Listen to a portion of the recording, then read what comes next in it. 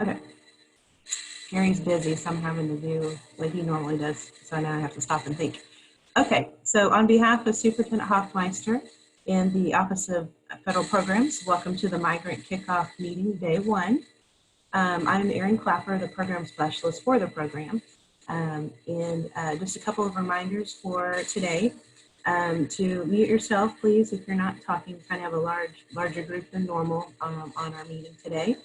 To please use the chat box for questions. That way we can have an ongoing record of some of the discussion topics that are going, or some questions that you all have for today. And that the session is being recorded and will be placed on the Title I-C webpage for you all under webinars.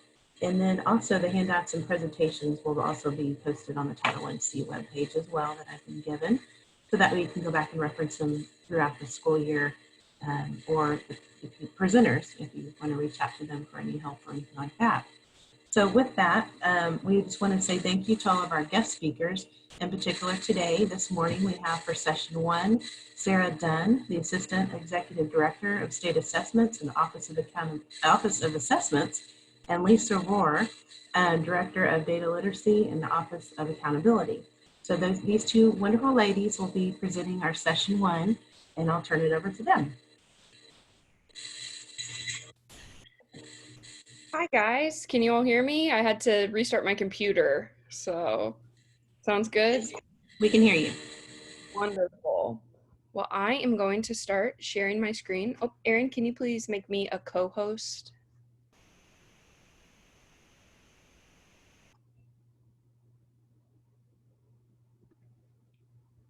All right.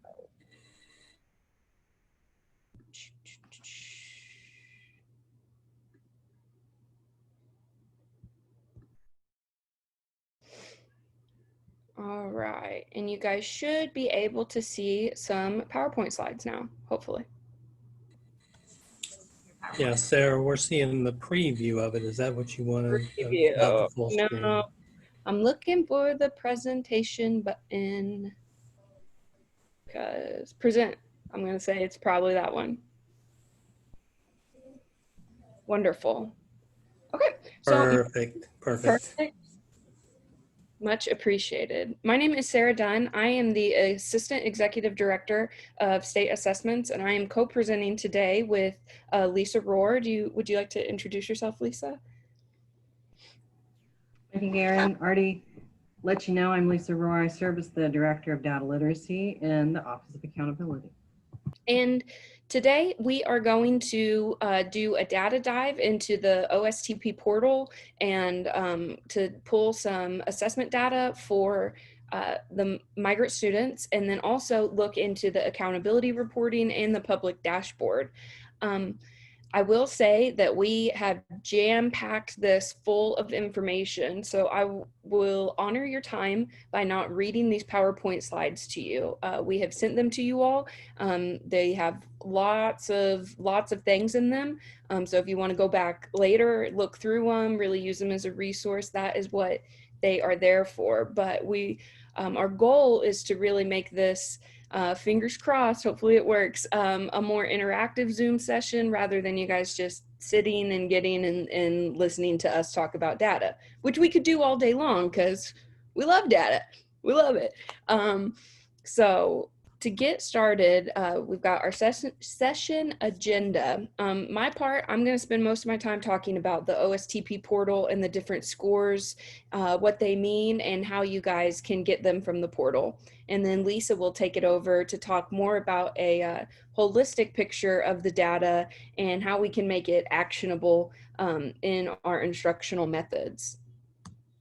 So it's got a list of all of our schools. Okay, so I love this slide. So this talks about 3 different scores that you will see for your students. The first one is the performance level, and I think that that's what we often hear about when we talk about the state test, the OSTP. The performance levels are, below basic, proficient, and advanced.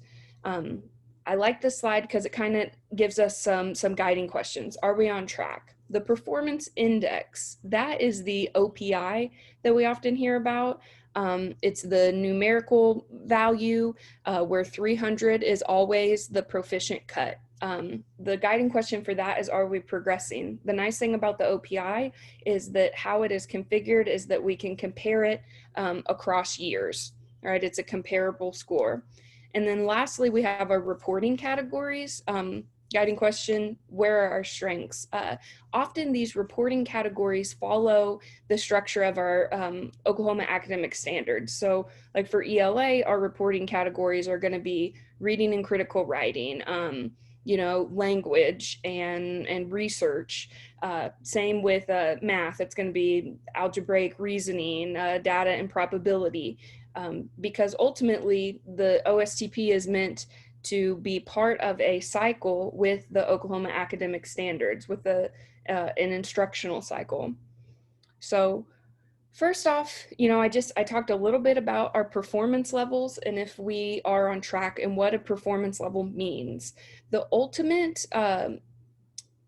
purpose for a performance level is trying to come up with what we would deem, based off the standards, we being Oklahoma educators, they're developed through educator committees, what we would deem as on track with grade level expectations for being college and career ready. So here's a continuum. I think that one thing that a narrative we're working to shift is less like pass and fail the state test and more an understanding of mastery and content. So, basic is not necessarily failing, it's that they're demonstrating partial mastery of these knowledge and skills that will allow a student to be college and career ready. Proficient, they're on track, and advanced, they are going above and beyond.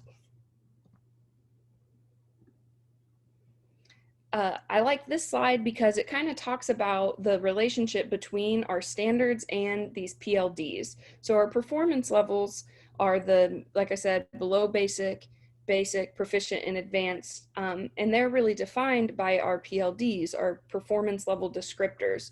Those are what are developed by Oklahoma educator committees, where it talks about what does it actually mean to be basic or proficient or advanced for a particular standard or objective. And this just talks about the relationship between the two of the standards and the PLDs. So this is an example of what this PLD continuum would look like. We're dealing here with a 5th grade math objective. This one is about dividing multi-digit numbers. So we can see, to be proficient in this, they're actually estimating and solving these division problems. All right. A basic is going to look like, that they are struggling a little bit more, maybe not completing the task with accuracy 100% of the time. And then advanced is where they're going to be able to do it and then even go beyond to do more complex and cognitively difficult problems. So this is a big slide, guys. This is some data that I pulled off of the OSTP portal for the entire state. I won't breeze through it quite as fast because there's a lot to look at here. This is where we took and we separated the data out for all our grades 3 through 8, and looked at percentages in each performance level by our migrant population and our not migrant population. We've got below basic over here, basic in the green, proficient in the peach, and advanced in the purple.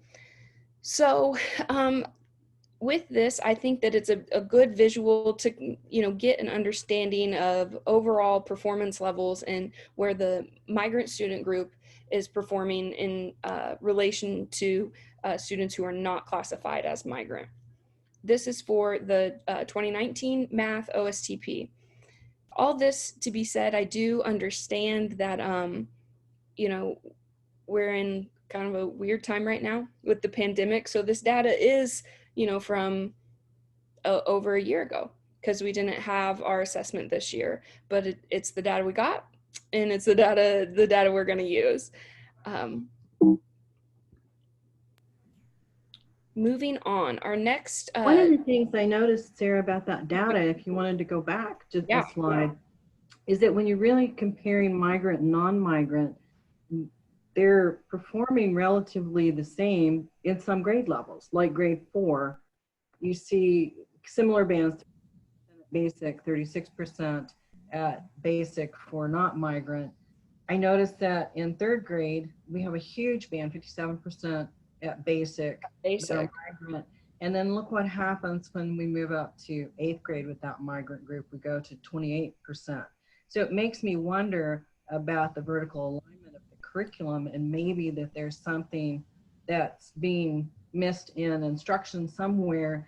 That, because what I also know is that in 3rd grade, we focus more on numbers and operations, and in 8th grade, we move more to algebraic thinking. So it does make you wonder how that's building up. And that's one thing that I always like to look at in this data, and that's why I like this display, is because it kind of helps us think about that vertical alignment. It's not cohort data, but it is a vertical alignment. When you look at who migrant students are, they qualify unless they make qualifying moves regularly. They may not still be migrant by the time they're 8th grade, and they upward, because they qualify for 3 years, and if they don't make an additional qualifying move, then they're no longer migrant.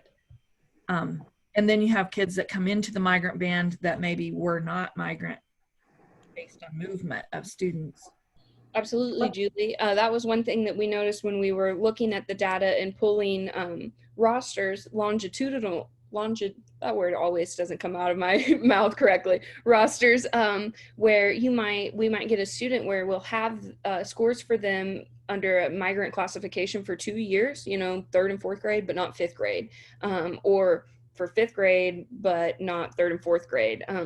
Understanding that, it is a transient population, so classification, is fluid in that sense. I would say, looking at this, I can agree with what Lisa said. An alarming trend that I see, and not just for our migrant population, but for our entire state population, would be that we start out with the below basic as being, almost as equal with advanced in 3rd grade.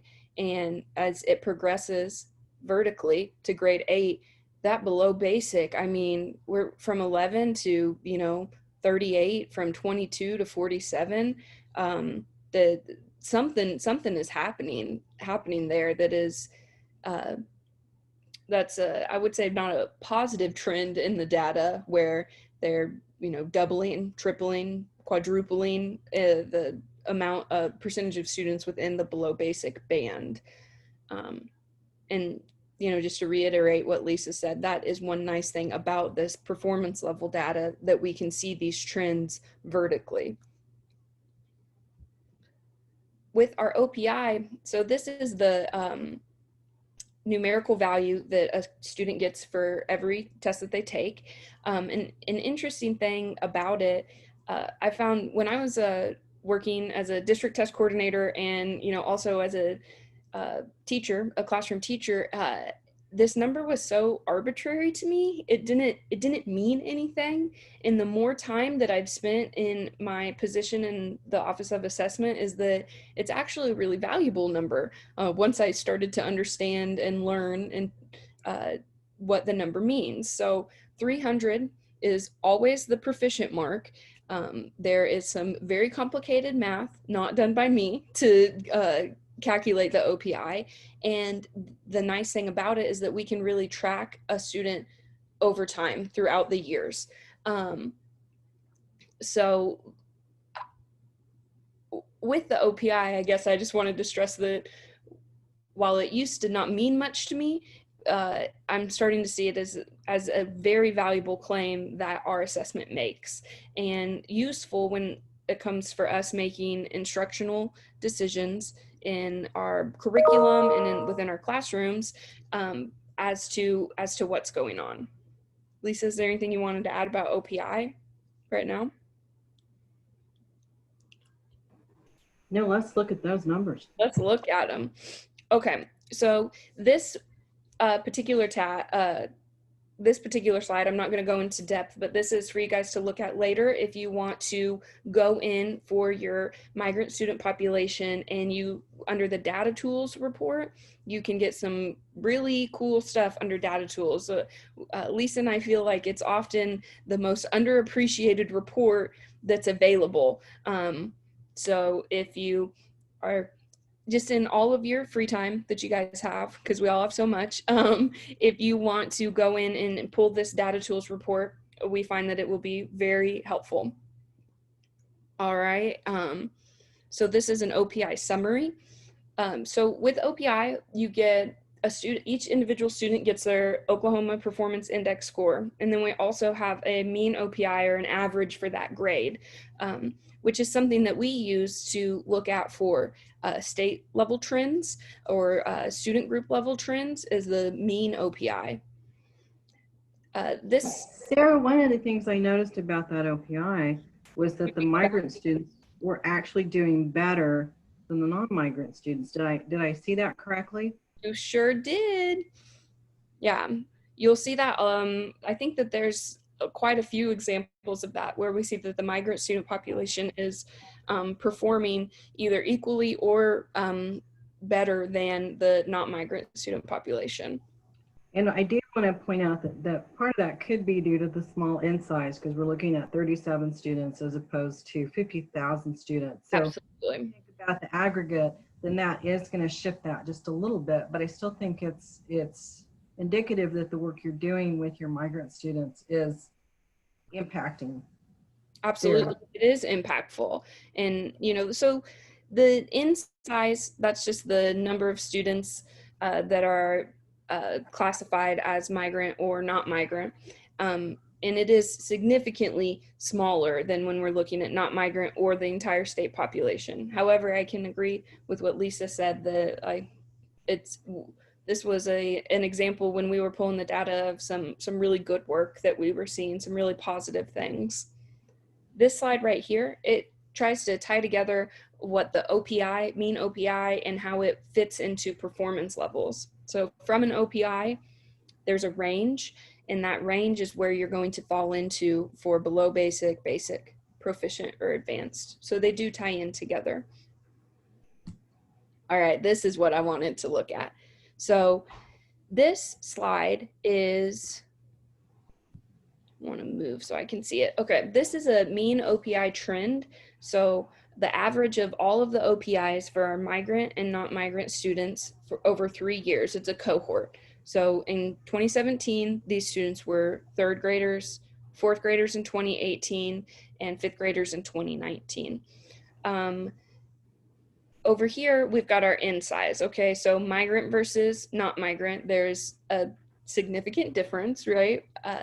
But while overall you see a downward trend, you will see that the migrant population, they leveled off. After 2017, you know, so they dropped 4 points, but then they stayed level, whereas the not migrant population continued to drop even further, you know, 10 points over a 3-year trend. And I think that this is kind of what Lisa was getting at, is that there's some really positive work happening here in this, from here to here. The fact that these comparable scores have stayed level and not continued with the overall trend, downward trend. Lisa? Well, and again, we would point out that in that 2018, you had 46 students. And so the number of students is changing. So they're not the exact same students, but it's still looking at a cohort model. Absolutely. And I also think that it's important that we look at, and we remember that the context around testing, you know, we have, right now, we've obviously had disruptions in the instructional environment with COVID. 2018, we kind of had a big disruption, right? That was the year of the walkout, teacher walkout, right at the beginning of the state testing window. So I think it's important to always remember that data without context can be dangerous. and also, you know, doesn't have any meaning. So we really need to focus on the data that we have within the context of our situations. All right, so this is how a slide that depicts how you guys would go in and pull a report for finding your trends with the longitudinal roster. Once you go in and you follow all these steps to filter the data, you will get information for the same student. So they'll have 3 years if they were classified as migrant for 3 years and throughout the grades, and you will see their OPIs. So this is the process for getting their trend data. All right, and the last metric we're going to talk about would be reporting categories. I think that this one is probably one of the more useful ones when it comes to looking at instructional methods, because it's looking at our strengths, and it's a point in time, so it's one measure of the effectiveness of curriculum and supports when it comes to objectives. One second, my second grader buddy, I'm in the middle of a presentation. I do not know where your PE bag is. Okay, well, you left it upstairs, so why don't you go grab it? Distance learning is always fun. So where was I? Talking about reporting categories. Okay, so this is going to be where you're going to get information based off the standards, or what we report out at more detail than just a basic or proficient or a number like the OPI. What it means when you get a reporting category claim, it will say a student is either below standard, at or near standard, or above standard, and it predicts their ability to demonstrate the knowledge, skills, and abilities, KSAs, to be proficient within that within those standards or those test questions. And it is our smallest grain size of information. Right. It is as far as we go. So our reporting categories are for overall standards. In the past, we used to report out on even down to the objective level. The reason why that is no longer happens to where you won't get it down to even smaller is that to get a reliable reporting category score, you have to have a minimum of 6 test questions, which makes sense because if you only have 2 and they get 1 right and 1 wrong, are we really able to tell if a student has mastered it or not mastered it? That's a pretty extreme cutoff. So now we report out at the bigger standard level. So the standard for ELA, it's the domain for science. And is it also the standard? I mean, is the standard for math as well? Yes, yes. And because the math, when it goes down further, they have a different term than objective, right? And so what we did here is we worked with our curriculum department and we said, here's the standards. Here are our proficient performance level descriptors for the whole proficient. And we said, let's align those knowledge, skills, and abilities from that performance level descriptors. So we took the KSAs and the PLDs and we aligned them to the OAS. And so that's what you see. So our claim is that if a student is scoring at, near, or above, in terms of numbers and operations, they can estimate and solve division problems with remainders. They can generate equivalent fractions. They can compare fractions, and they can estimate.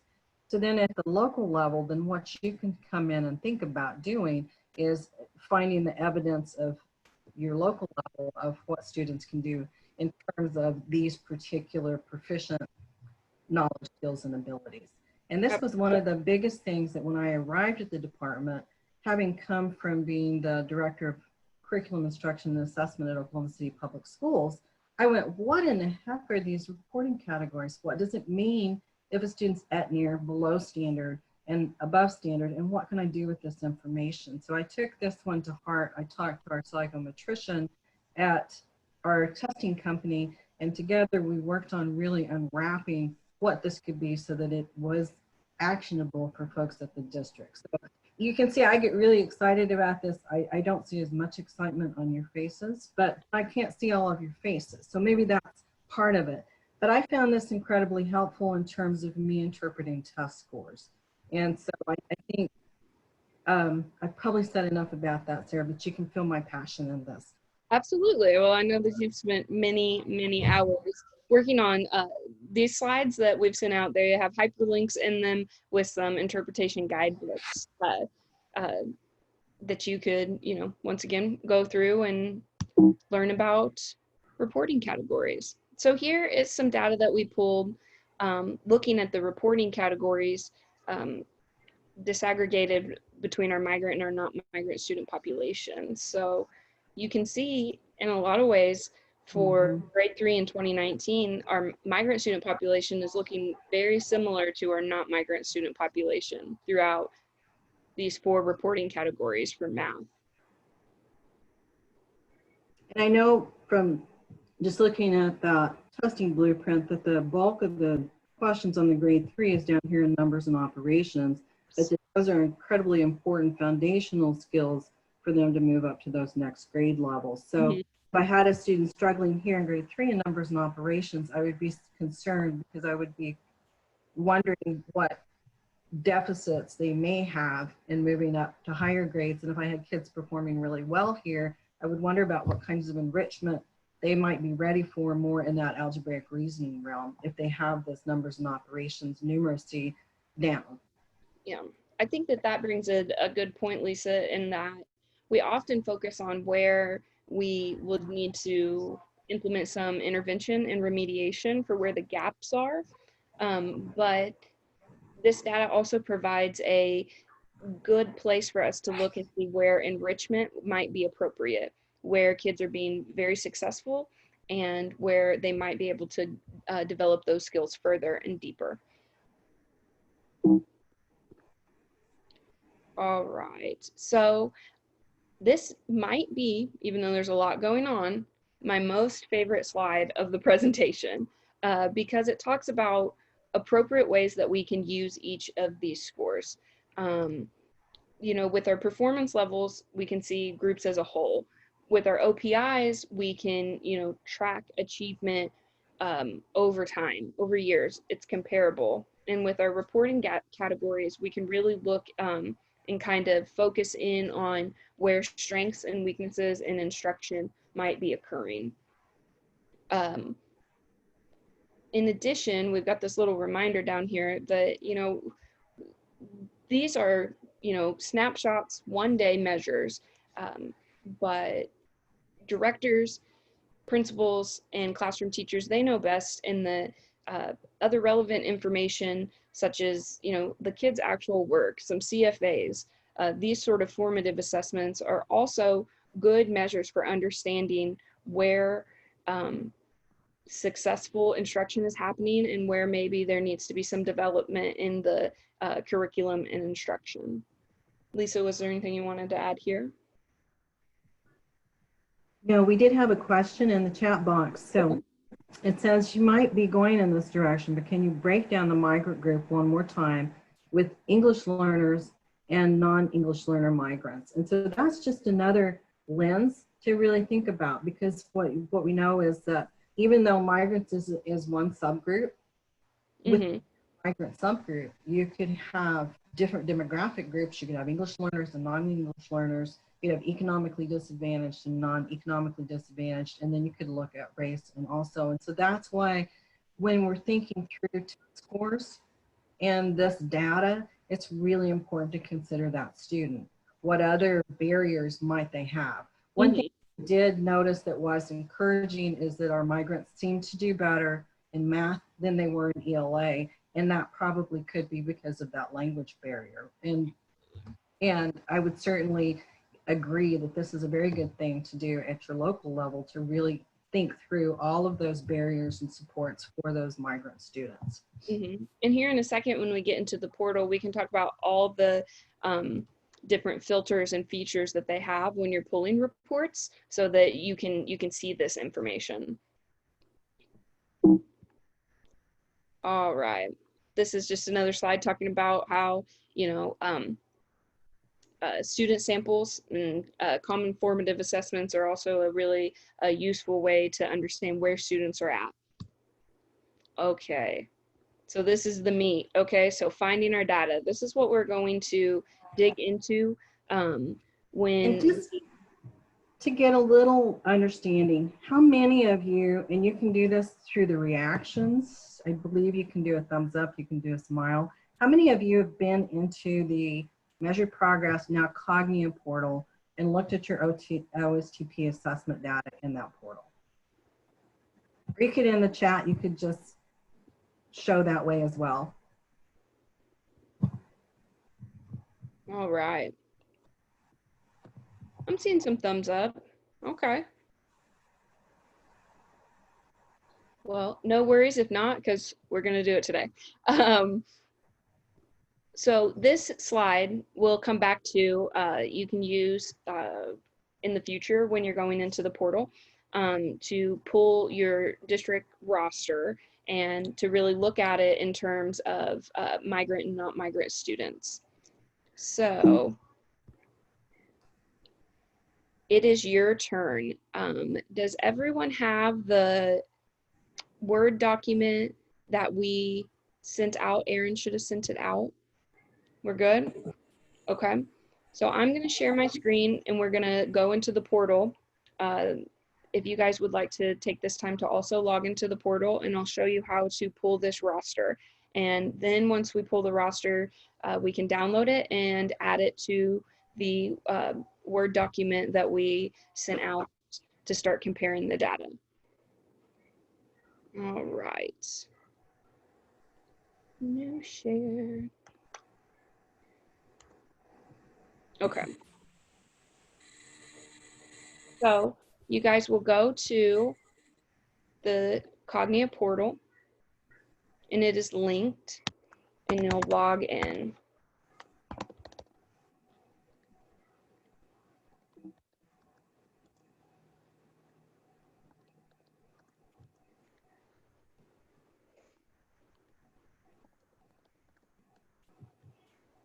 And I can't see the chat or any questions. So if you guys have any questions for me, please, this would be a good time to unmute and let me know. So once you get logged in, you won't see the authoring, but you will click on reporting.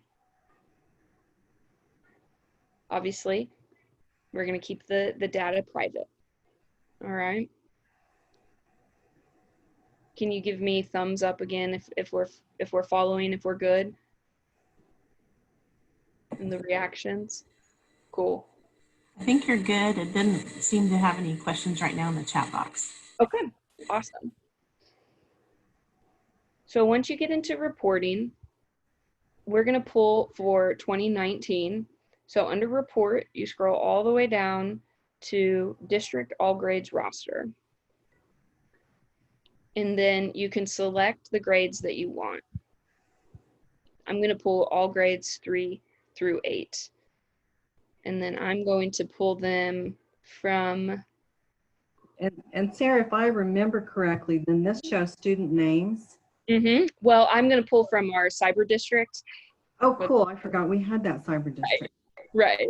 So I'm not actually showing real student data, but you guys will get actual real student data when you pull yours.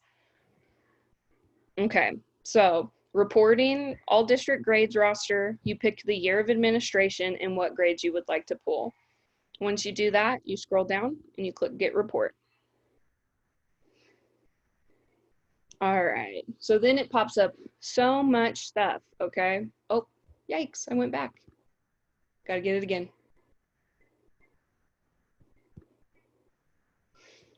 So my user preferences, I don't have all district data. interesting. I will be able to go in and change your access then. Do you have one that shows just your roster for your school? I have to go by school. You have to go I have to go by school. Okay. When I stop sharing my screen, When I stop sharing my screen, I will go into your account and make sure that you have district access and not just individual school access, so that you can pull an all district roster as well. And if Okay. anyone else is having that issue, please drop that in the chat and I will change your user access. I talked to all of your DTCs and they said that that was okay if I go in and do that. So don't want you guys thinking I'm messing with your stuff without permission. So once you get the district roster pulled up, we're going to go over to options. This is very useful to really get to the information that you want. So under fields, we've got all sorts of things that this report can show, and we're going to want to show migrant. So we would click migrant, and then we'll go over to scores. And the scores we want, I'm going to reset them, are the OPI for English and math. We're not going to pull science today. The performance level. We're not looking for RSA status, Lexile score, or quantile score right now. And then we also want our reporting categories. So we will do a select all for our ELA reporting categories and a select all for our math reporting categories. So under options again, for the district roster, fields, we selected migrant, and then scores, we selected OPI, performance level, ELA reporting categories, and math reporting categories. Then we will click update. And it changes that for us, where you get student first name, last name, what grade they are. And here you would click migrant and sort ascending. In our cyber district, we don't have any fake students classified as migrant, but when you do this, you will end up with Y's right here for yes. So this report then will be able to see all this information that we just talked about, where it gives an OPI, their overall performance level, and up here you'll see ELA. You'll notice for writing composite score that it's not going to have a score for every student, and that's because only 5th and 8th grade students have writing composite scores. That's the essay. And then you go over and it will also give it to you for the math. Once you pull this report, you've got a couple different options to download it. You can download it as a PDF, which is useful, but you can't edit the data then. You can download it as a CSV. A CSV will allow you to upload it into not only Excel, but also into Google, is it Google Sheets? Google's version of Excel, or Apple's version of Excel. I'm going to download this one as an Excel version. And then you title it what you want, Cyber School, and you click download.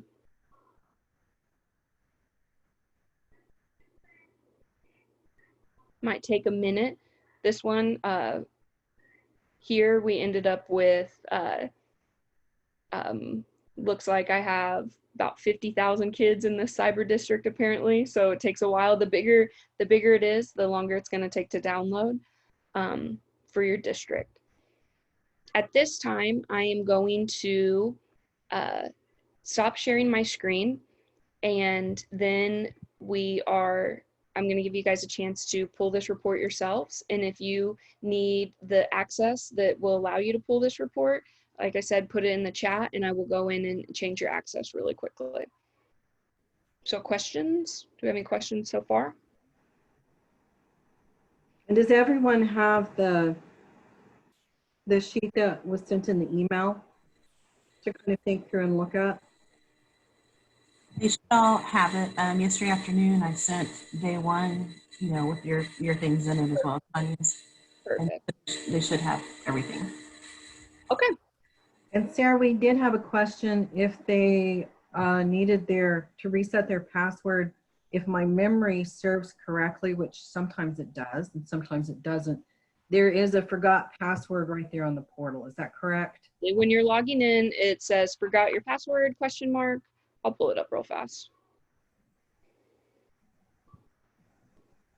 So forgot your password, you would click on it and you type your username in, and they will send you an email with a link to reset your password.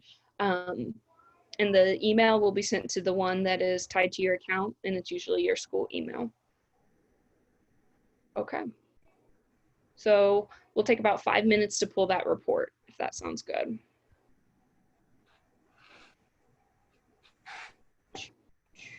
Okay.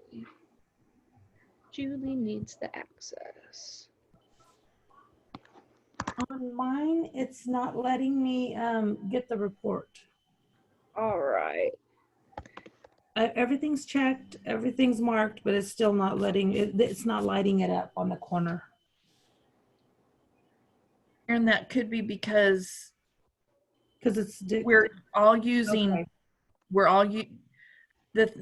my 3 staff members are using the assistant superintendent's login because the IT guy quit and nobody has access to grant access. Okay. But Okay. So this is Julie saying that, and it's not letting you. so, and I was Karen Medina who asked the question, is using Dixie Purdy's login. Okay. Okay. So, So Julie.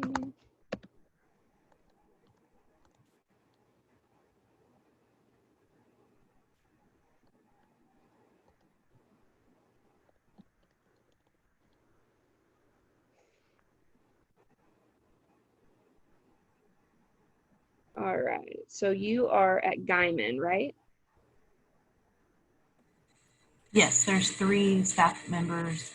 There's Julie, Karen Medina, and Joe Gonzalez are the 3 from Diamond. and Jackie Sorry. Morales. Jackie's. So there's 4. Sorry, I'm in a. So Julie, I just updated your account as a district user for Guyman. So if you want to log out and log back in, it should allow you to access that. And then the people who are needing additional access, can you put it in the chat so I can see and I can go in and update those? All right, Anita, I will change yours.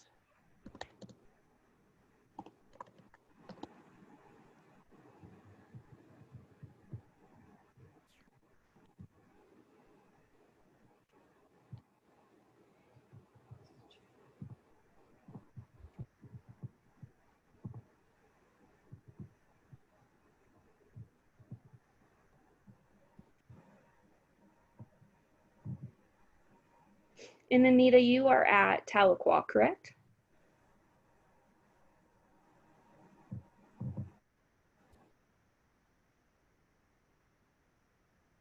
Wonderful. All right. Anita, if you would like to log out and log back in, I've updated your status to be a district user.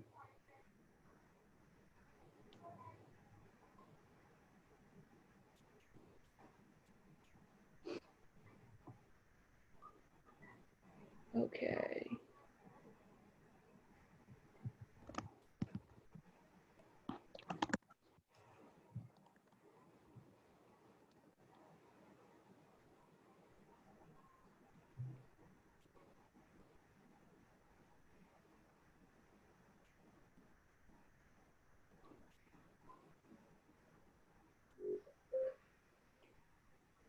Jacqueline, Carolyn, and Joe, can you guys please drop your emails into the chat so I can create accounts for you? Sarah, this is Julie Edenborough. It doesn't look any different. It doesn't. Not letting you pull an all district roster. No.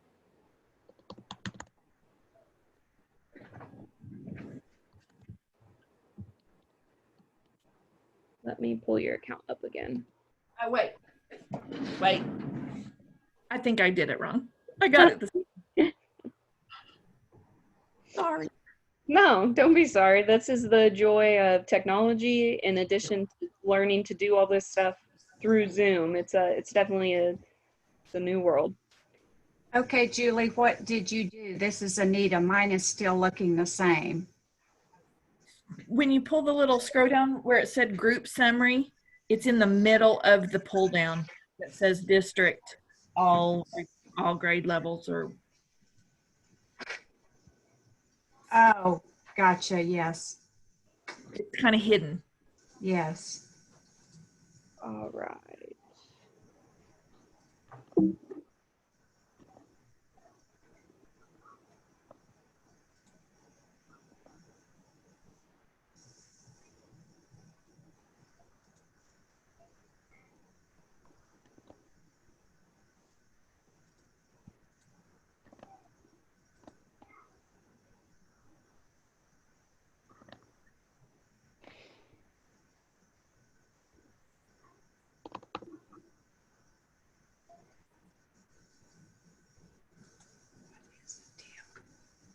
Okay, mine is, it's letting me click on everything but then when I go to get report, it's not highlighted. So you can't click get report? I cannot. Have you chosen all the grade levels and all the other information? Yes, 2019, 3rd through 8th. Right?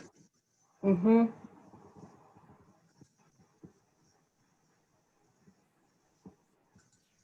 Yes, Josie, I can do that. All right, save password.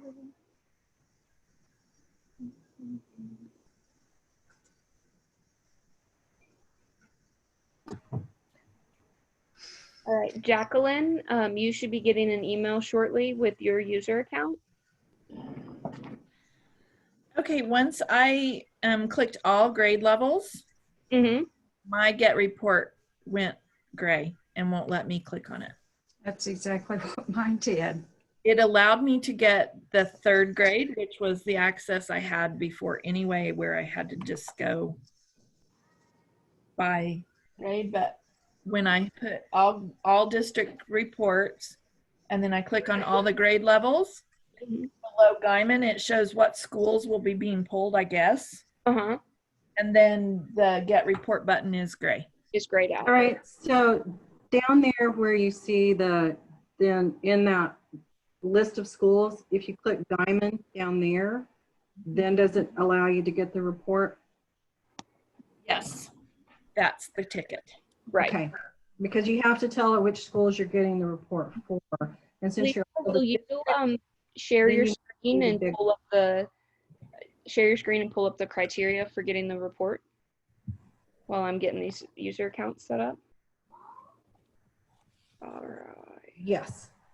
My screen is a scary place. And let me come down here to, and I don't think we had that step in there.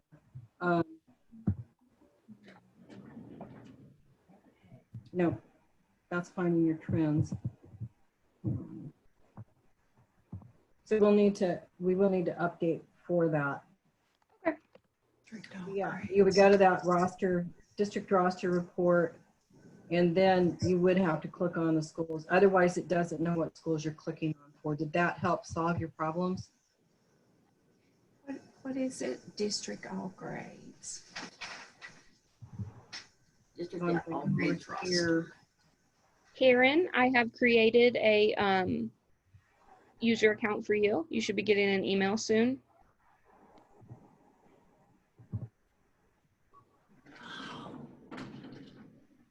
I'm just going to throw it out there that the district access is going to make my life so much easier. I'm really glad I would to hear that. appreciate that. I have been going site by site by site, pulling data for Mhm. years. Yeah, and if you're working at a district level, you want to be able to pull everything all together, right? Boy, that will make a difference. Thank you so much. You're welcome. Agree, then we can come in here, choose the district all grades roster. I'm going to choose all my grades. Here, then when I get down here, I have to do something.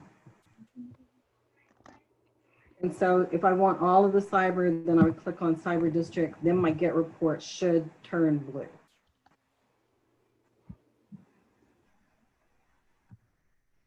And we'll add that step back in the slide and then get that sent back out to you so that you have that. I forgot to add that. Sorry. And Joe, I have just created an account for you. You should be getting an email.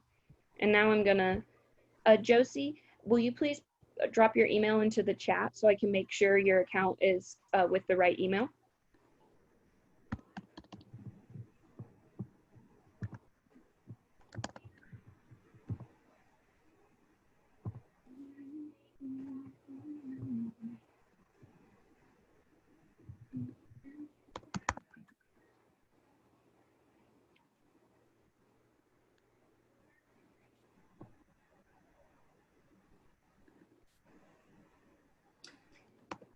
I think that district report is relatively new because I don't remember seeing it last time I was in the portal. So It is new. We just talked about it in our meeting with Cognia because people were requesting that because like Julie said, they were getting tired of going school by school.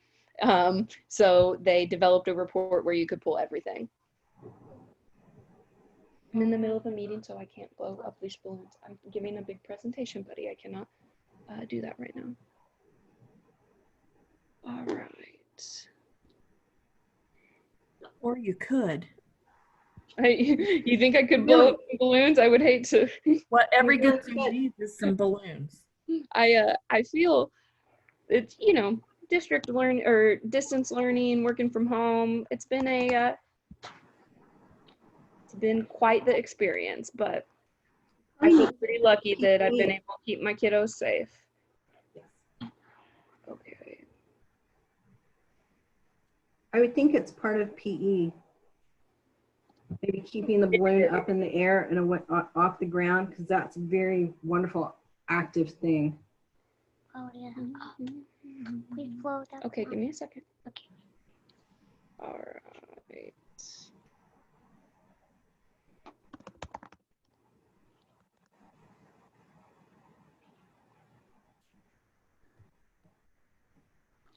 All right. Cindy Luna or Josie, I have updated your username to be cindy.luna, and then also you should be getting an email to the cluna@Frederick-Balmers to get that password reset. Linda, did you also need help getting access to the portal?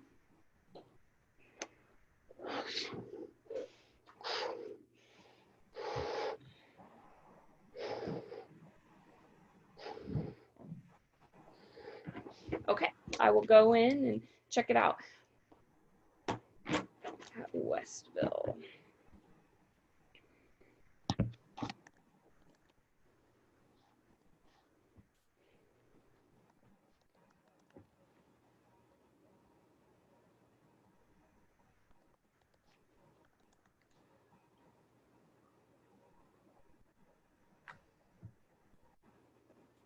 And also remember that here in the portal, these students are identified as migrant during that demographic overlay period of time. And you're putting that information in there and checking and unchecking those boxes. Accountability, we're working with Title I to get that list so that we can cross-reference those and make sure that we're capturing all the kids. We noticed that we have about 748 migrant students across the state. About 350 of those are in grades 3 through 8 and are being captured in the OSTP.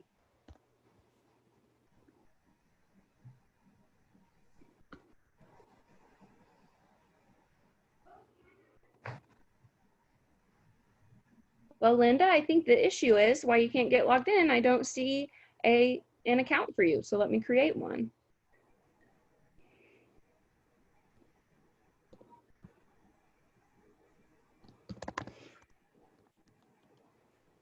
And while she's setting up accounts, people looking in their data, does anyone have any questions, noticings, or wonderings?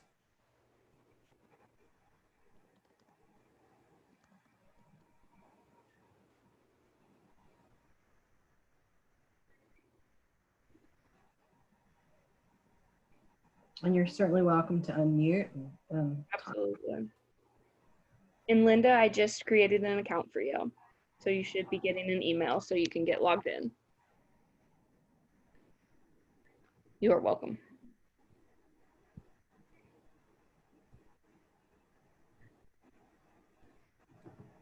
So is there a way to do a report like this and get the ends back off of it and just have the migrant data?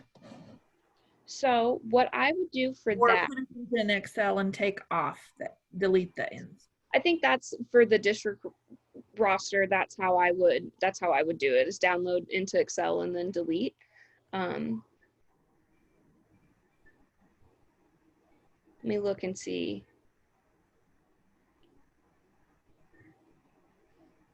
That's what I would do. What you would do as well. If you've sorted them ascending, then Mhm. you're just wiping out that bottom row, or you could copy that top. I always put a second sheet in because then I have the original data. And so I would just put sheet 2 and copy all those migrants and put it over on sheet 2, Mhm. because then I would be able to then do some things with difference. And I might even make a sheet 3 for non-migrant so I could do that person. And in the chat, once you guys get this report pulled, could you say got it, or just let us know?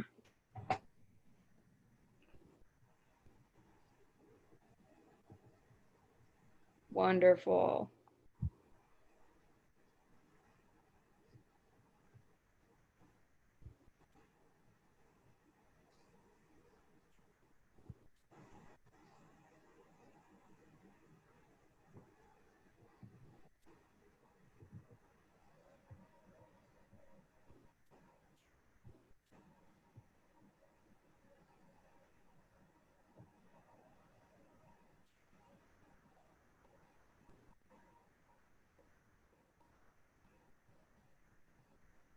And I believe in the sheet that you were sent, we did give you the state averages so that you can really think through how is your district doing compared to the state averages, because I helpful information.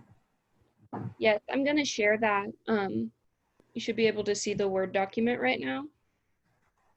So here we have the state averages on the first page, and then the second page is a spot where you can copy in the report you just pulled. If it's too big, you can, you don't have to copy it in.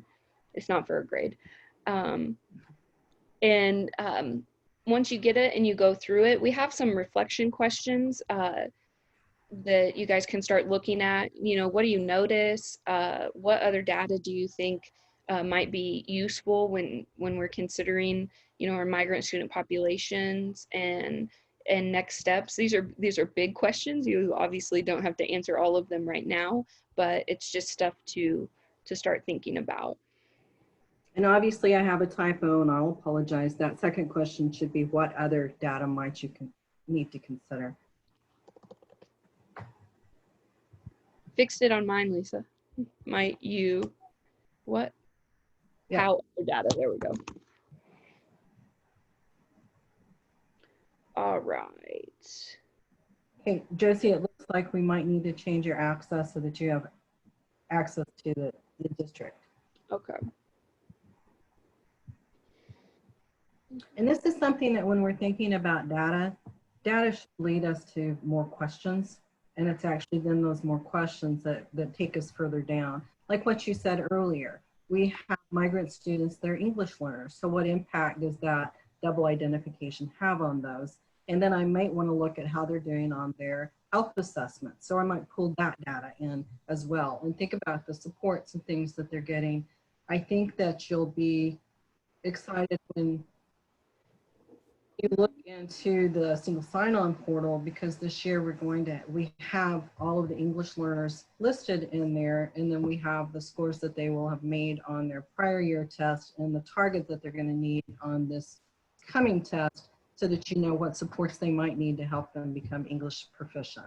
What we do know about our English language learners, when they become proficient, they outscore everyone else. We have data with them, the portal that proves that. And our migrant students in math seem to be achieving at a pretty good level compared to all of our other demographic groups. So Absolutely. I think that is testament to the work that you're doing with these students.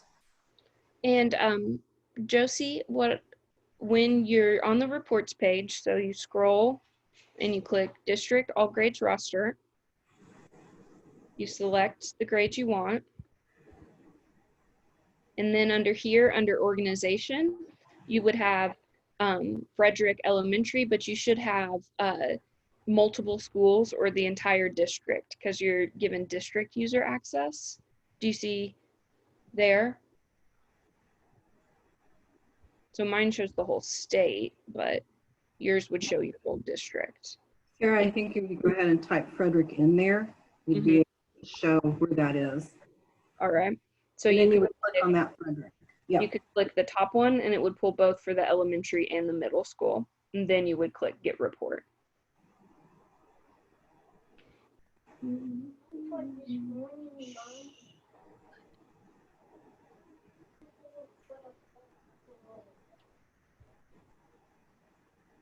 Unless, Jesse, is what I see you saying is that you don't have the Frederick as an option. You just have the Frederick Elementary School as the option. I only have, okay. Can you log out and then log back in? And then let me make sure.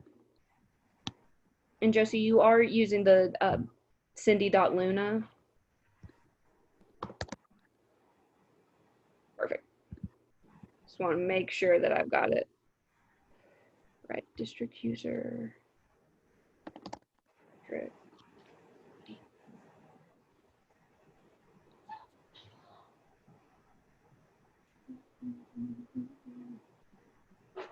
All right, try it now. I just updated it again.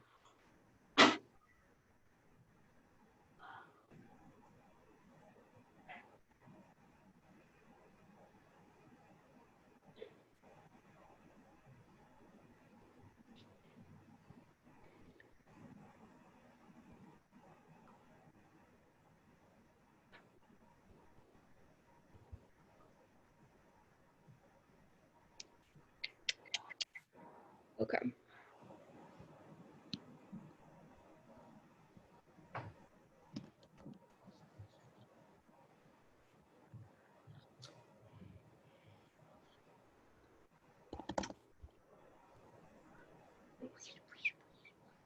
Do you want me to tie it? Okay, you can tie it, Mom.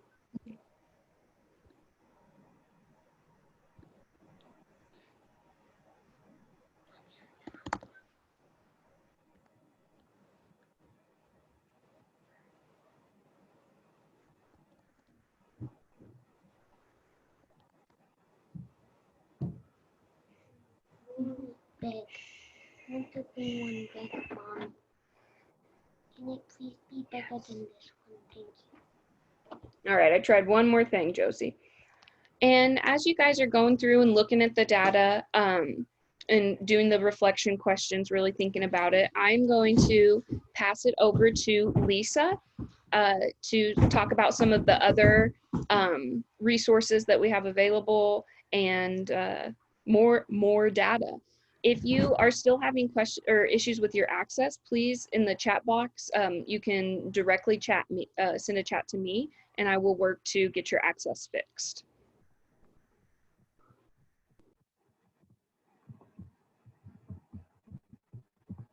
Okay. Now then, we have data within the portal. We also have data within the single sign-on. And so single sign-on is our application that also protects our student level data, and we can look at measures and outcomes by student groups. And there's some exciting features that we've added, and I'm going to go a little bit into this. For just a frame of reference, how many of you do have access to single sign-on in the accountability reporting application? And you can put that in the chat. Okay, good. And if not, this is something that we don't give you that access. This actually comes from your district, and you might want to reach out to your superintendent, and then you'll be able to show him all this exciting information. So when we think about the contextual data, this is federally required.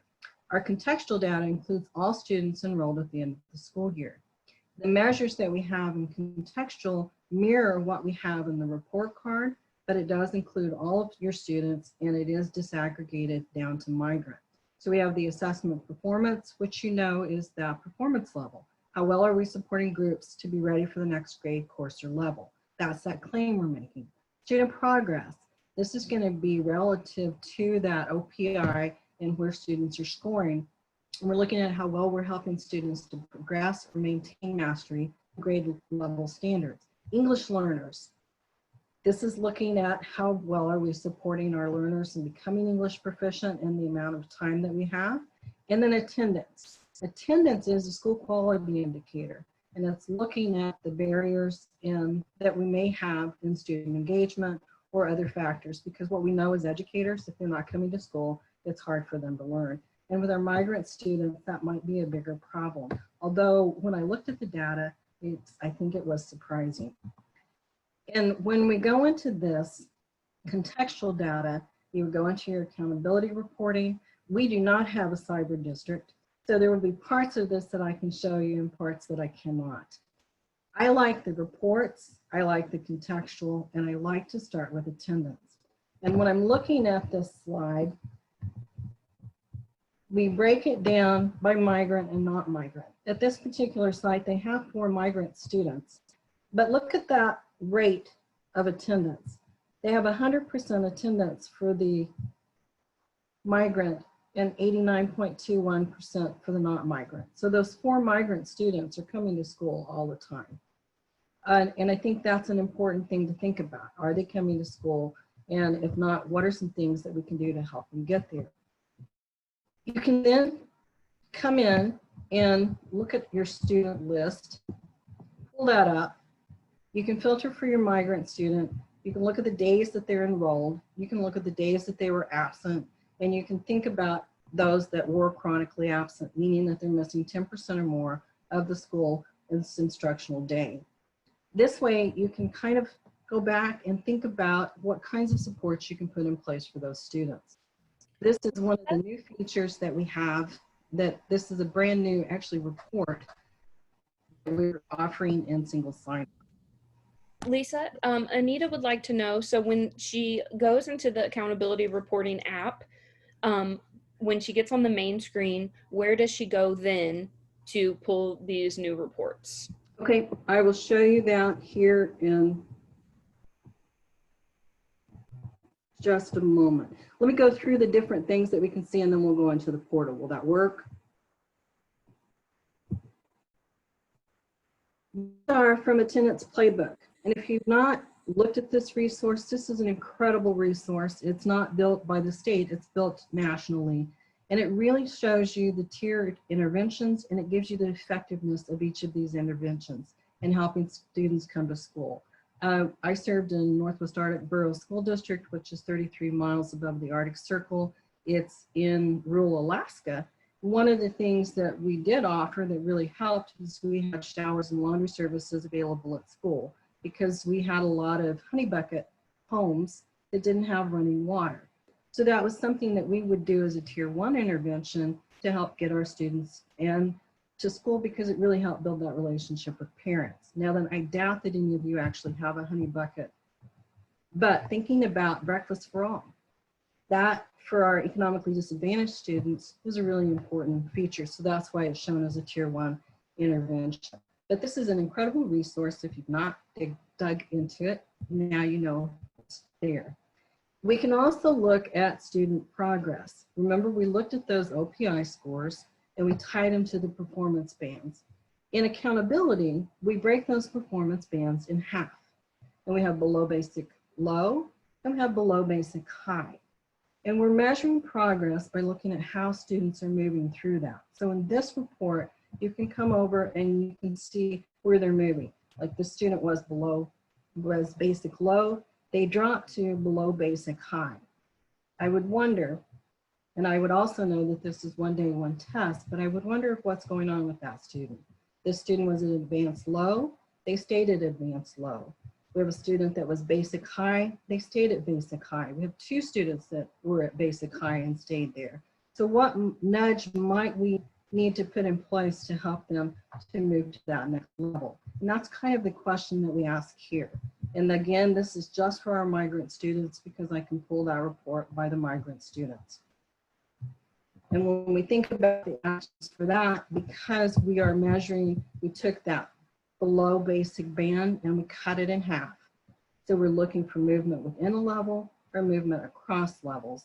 And that's where we can really start connecting where students might need some support.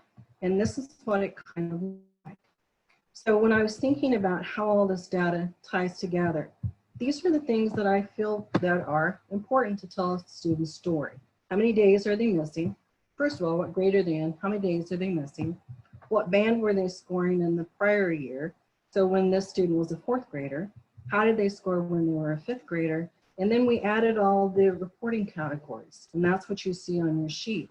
And then I think about where they may be struggling.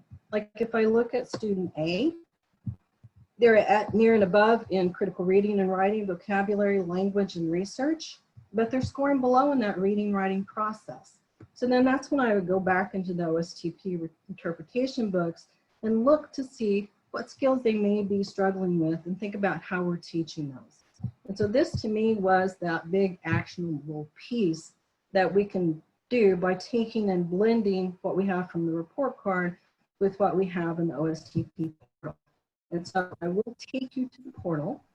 Absolutely. And while Lisa's taking you to the portal, I just wanted to talk about our hopes with this and getting into the portal, both the accountability reporting and the OSTP data is, really trying to get a holistic picture of what this data means, not just the state test, but adding in attendance and other factors that create a better and more complete picture of students' mastery, students' knowledge, and students' experience. I can go into accountability reporting. I have to agree to my FERPA laws.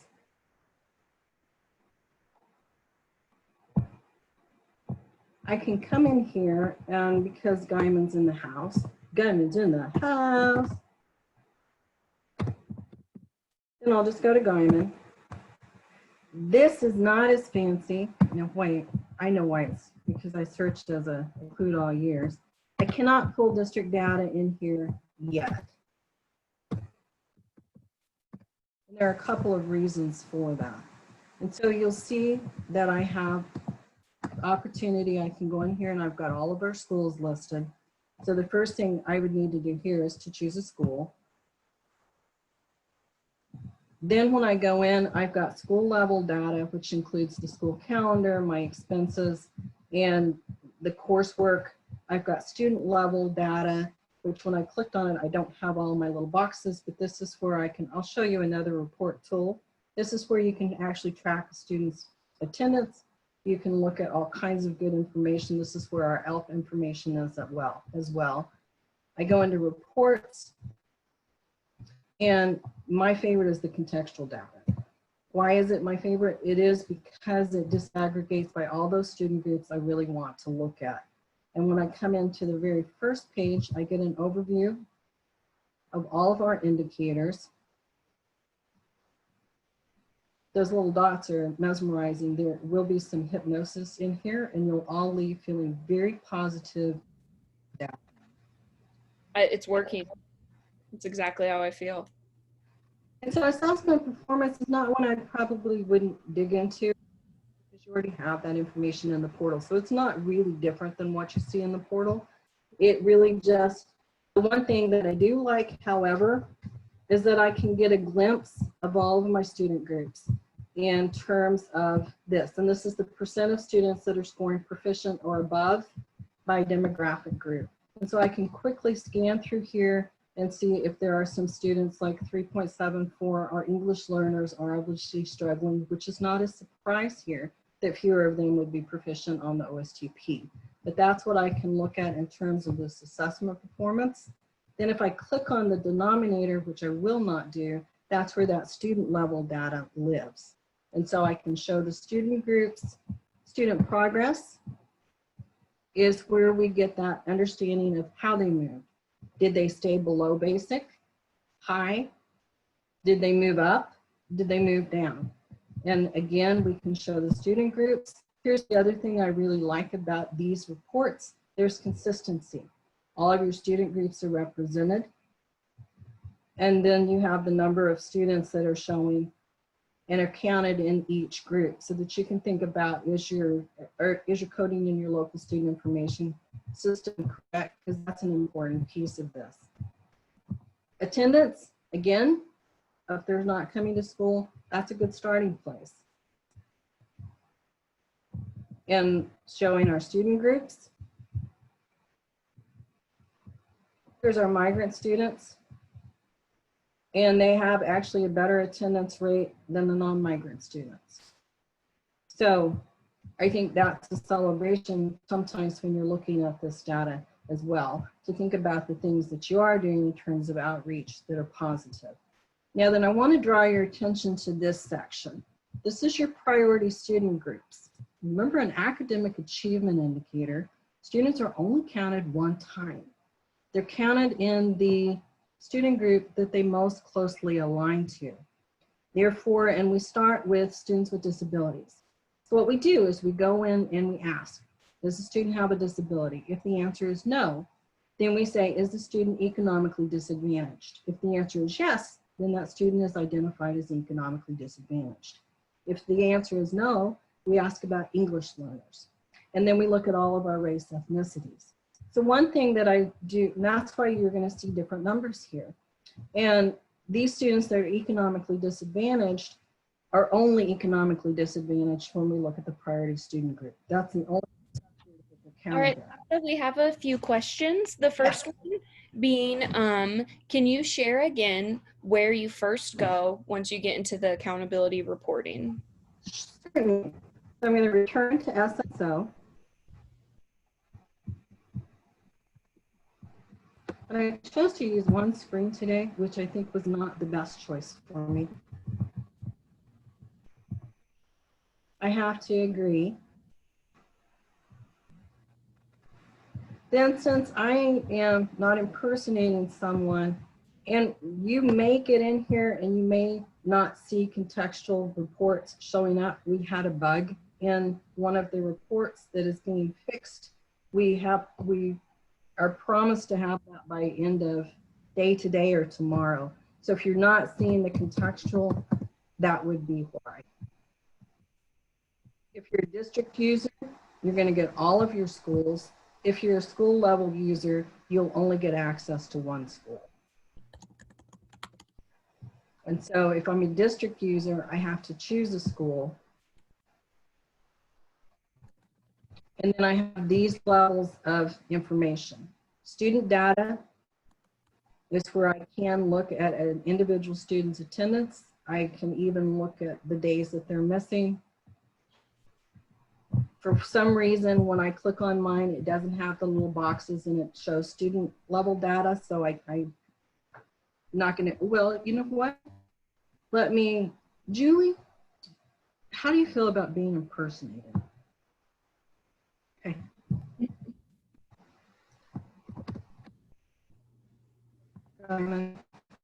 Let's see, are you a district user? We'll soon find out. Yep. I'm gonna impersonate Julie, and that way we can look to see, and again, because she's a district user, the first thing she sees is her schools, or the high school. And once again, I wanted to add that if you do not have the accountability reporting application in your single sign-on, that is a district level decision to get that app added to your single sign-on. So whoever is in charge of single sign-on for your district can give you access to that. You would need to request it through them. As the state, we can't unfortunately give that to you. So they don't let us do it. Who changes all of that top information? I noticed like that 4 of our setting through, it'll be updated. This is still reflecting 2020. And so it gets updated off your personnel. It gets updated off the personnel report. Okay. Well, so if you're not changing information in the personnel report, then it's not getting updated here. Okay. Because none of the principals are current and our 2 years old on all of them. Wow, okay. Then we want to make sure we're getting that personnel report updated. So here's the levels of information you have for students. You have all of their assessment history, and this goes back to any assessments that they've taken at your site. There's your ELPA assessments. Your English learners are going to reflect all of your English learners, those that are proficient even, and it's going to give you an idea of what they scored and what they need to score and whether they're on track or not on track. So that's a new report. Attendance, as I said, is one of my favorites because I can dig in here and identify students that have been having struggles with coming to school regularly. Enrollments is, these will, in attendance, enrollments will be in real time. So will coursework. Coursework is where you can come in and check your post-secondary opportunities. And then students, these will be all the students enrolled at your site. And so these are reports that are now available and will be operating in real time here with that. We're hoping to get 2021 rolled in by the 3rd week of September. And so that way you can begin looking at your student attendance all year long. The reports tab, and you'll see that the contextual is not showing here. That is because we do have a bug in that report that we discovered actually when we were preparing for this presentation. And so they are working on that, but that's where it lives. It lives right here. We'll be bringing in. Lisa, Yes. Yes. we are running out of time for our segment, but I did want to wrap it up with if you could talk about the part of our worksheet, activity sheet that could be used in classroom with classroom teachers, with curriculum coordinators. I think that would be a good way to wrap this up. Do you want to share that? Absolutely, I will. Give me 1 second.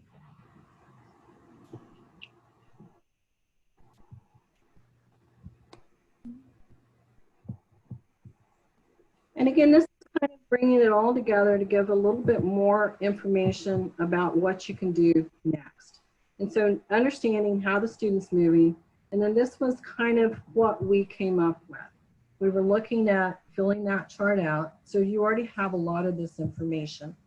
So you're really just bringing over the information from the student progress, student attendance report to kind of give you a more flow happening with these students to help you think about those decisions.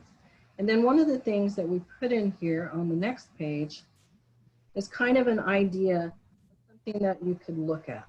So we did notice that grade 4 student, and this is student C, was struggling in language. What we also know is that we have a lot of students across the state struggling in language because this is that grammar portion. So here's what the standards are. Here's what the knowledge, skills, and ability is. It's identify and apply appropriate use of grammar mechanics.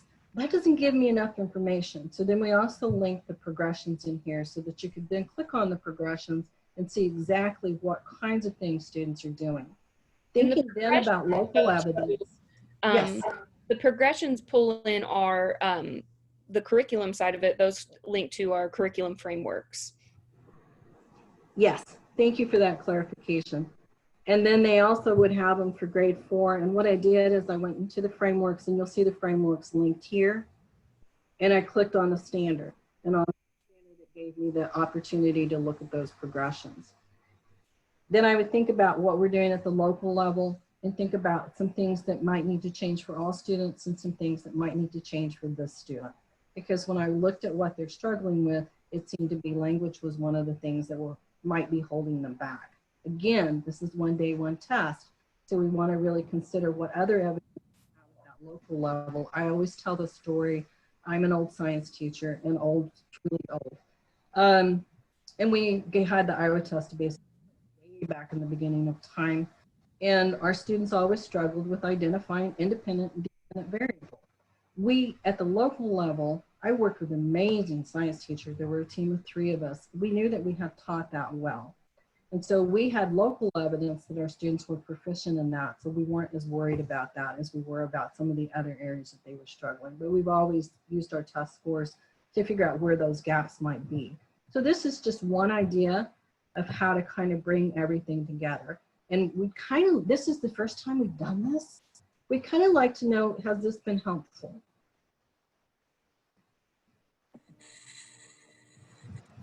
Yes, very much. I know I appreciate too seeing we're addressing in this session and throughout these next 3 days the 7 deficiencies or recommendations from our state evaluator.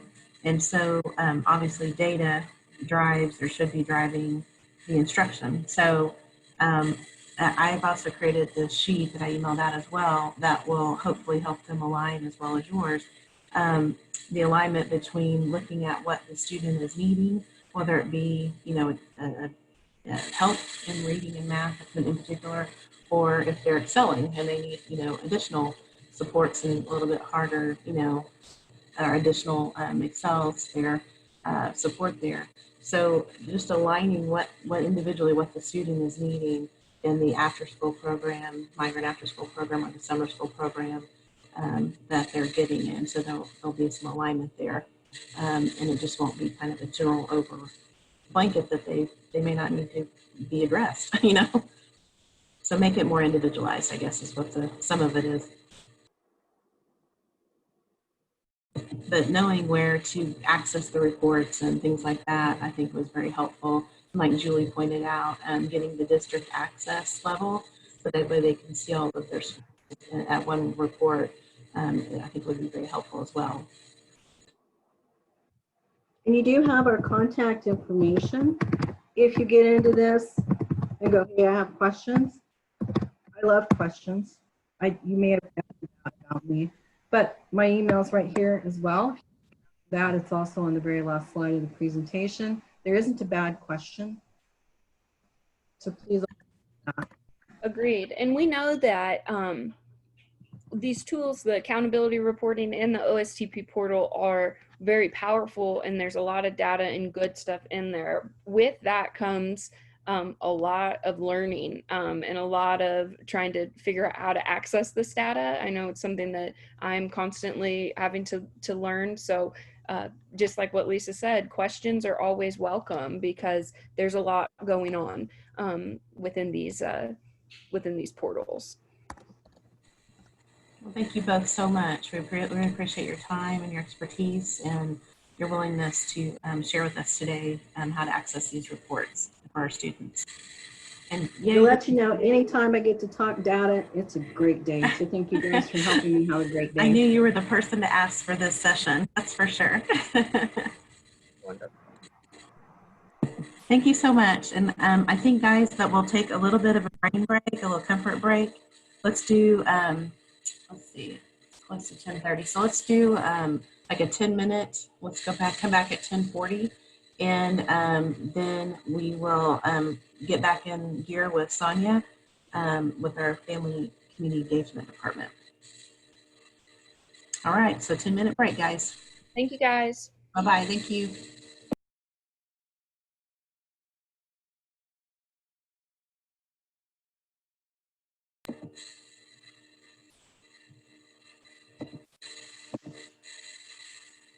Hi, Erin.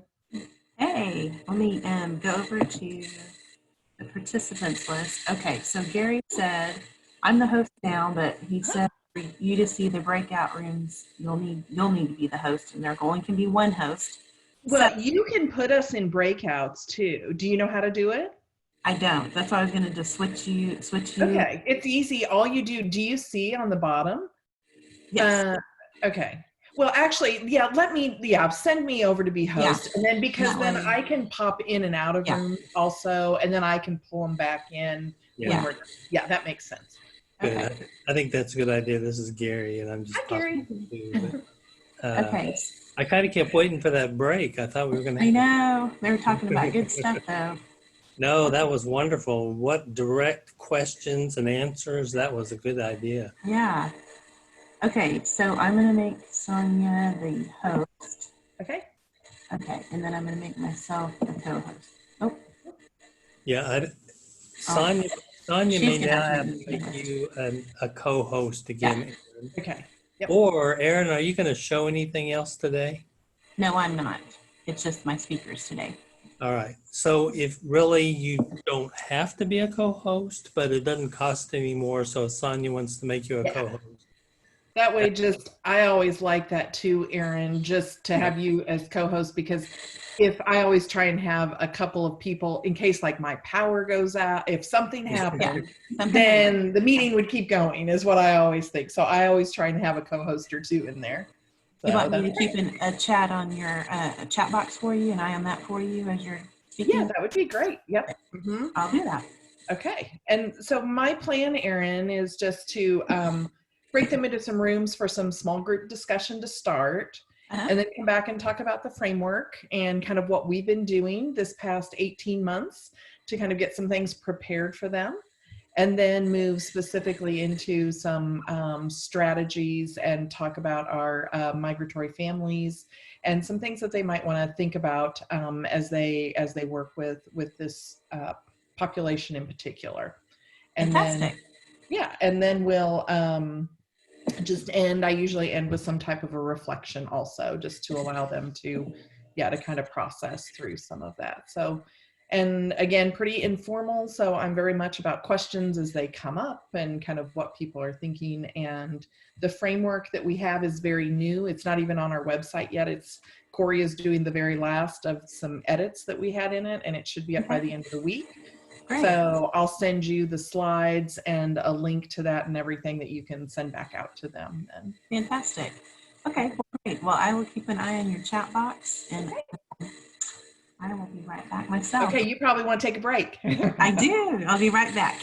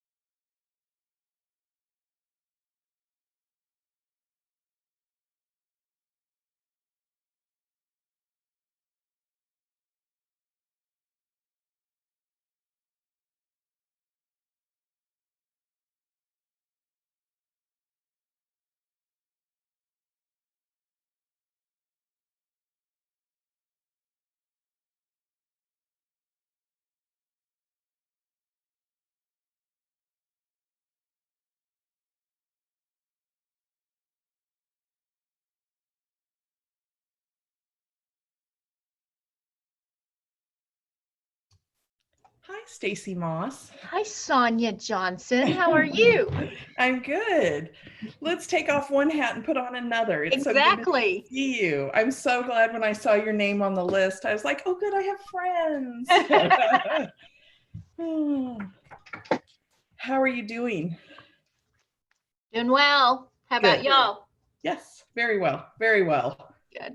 No, I can't imagine being in a school right now. So when somebody asks me how I'm doing, I'm like, well, I think I'm doing pretty well. Yeah. Oh, what a busy time. Are you guys in distance or what's your status? We are AB right now. Okay. So Monday, Tuesday, Thursday, Friday, and then Wednesday's all virtual. Okay. Sanitize on Wednesday. Yeah. Oh my goodness. Yeah. Can't. It feels like Apollo 13. Here's a roll of tape, a vacuum tube, and a Tic Tac. Good luck. I can't even, I mean, I have, friends here and, being in Oklahoma City, it's, a little bit different, but that are in, they're in, like I live in the Moore school district and they're in school. So just the challenges. And I was helping one with a classroom. She's an English language teacher and is in a very small, a closet base. It is one, she's in 3 different buildings and one she is in a closet. And so, just as you try and figure out, how to reach the number of students, there's just not enough hours and enough space. And it's a challenge, but she's up for it. We rearranged, we went and got a table. That's the thing that amazes me is, we all, I think, focus on the, oh my gosh, how can we even do this? And then we walk in and they're doing it. they're doing it. So just, kudos to everything going on.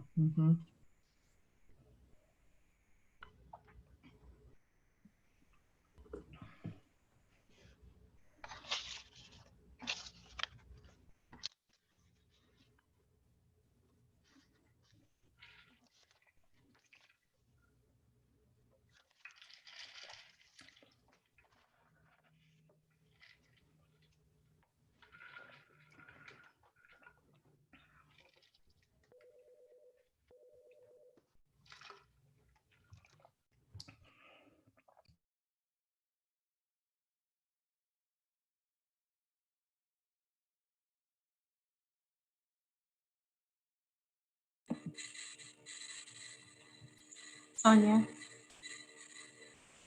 I Yep. think, are you wanting to see people? Like, because you're going to go into breakout rooms, so they're going to need to see each other, right? I would assume. Yeah, I'll give them instructions about Turn the that. cameras on. Okay. Yeah, you tell me when we're ready to go, Erin. Okay. Let's go ahead. I think we're still recording. Yes. Okay. So if you just want to go ahead and start, let me introduce you though. This is Sonia Johnson, the Executive Director of Family and Community Engagement at the State Department. I'm sure almost everybody knows her. She's so lovely and helpful with the family and community piece. And again, this is one of the elements that we're addressing for our state evaluator and just ways to improve our program and reach our students and families and out-of-school youth. So Sonia?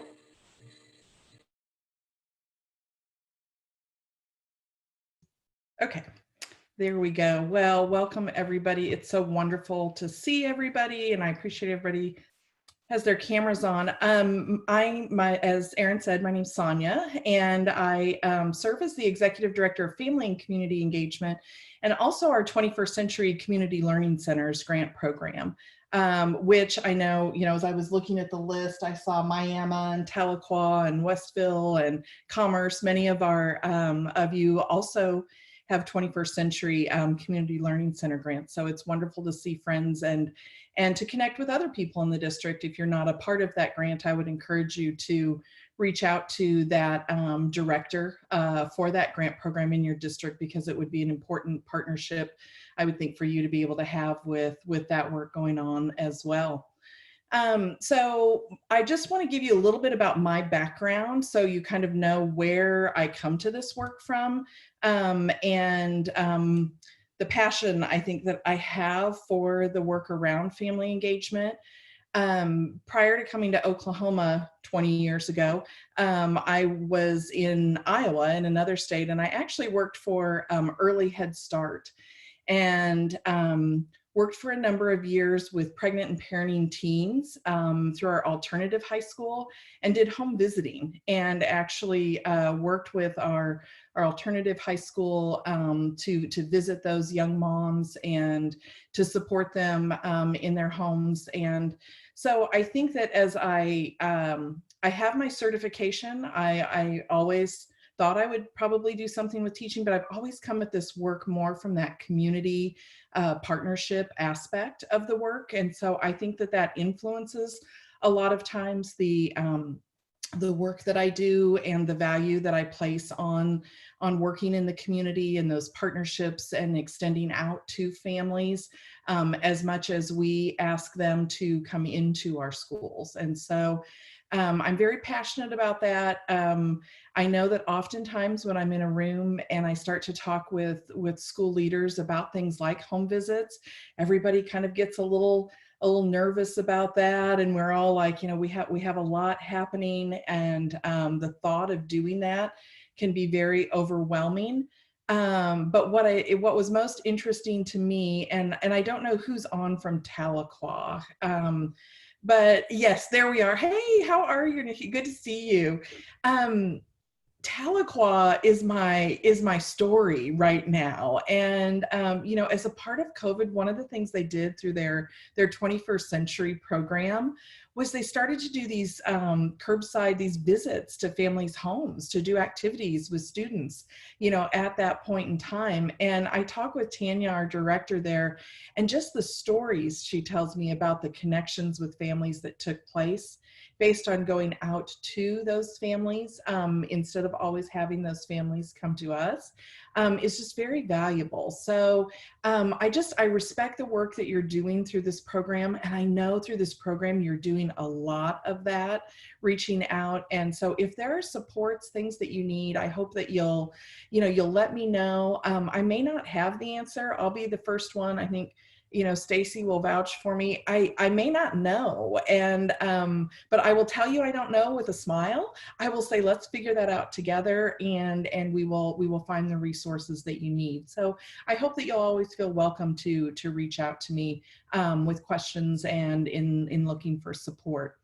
So I am going to share my screen, and let's see here. And I'll just share that desktop and make that full screen. Sometimes I lose all of you when I do that. All right, let me see here. Get you all back. There we go. Okay.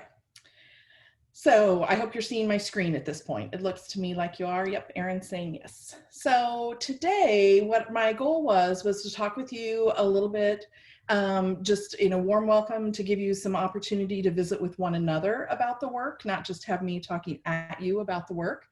I want to share with you a family engagement framework that we have been working on for about the past 18 months within our building that we are prepared now to roll out to all of you to provide you some support in this work.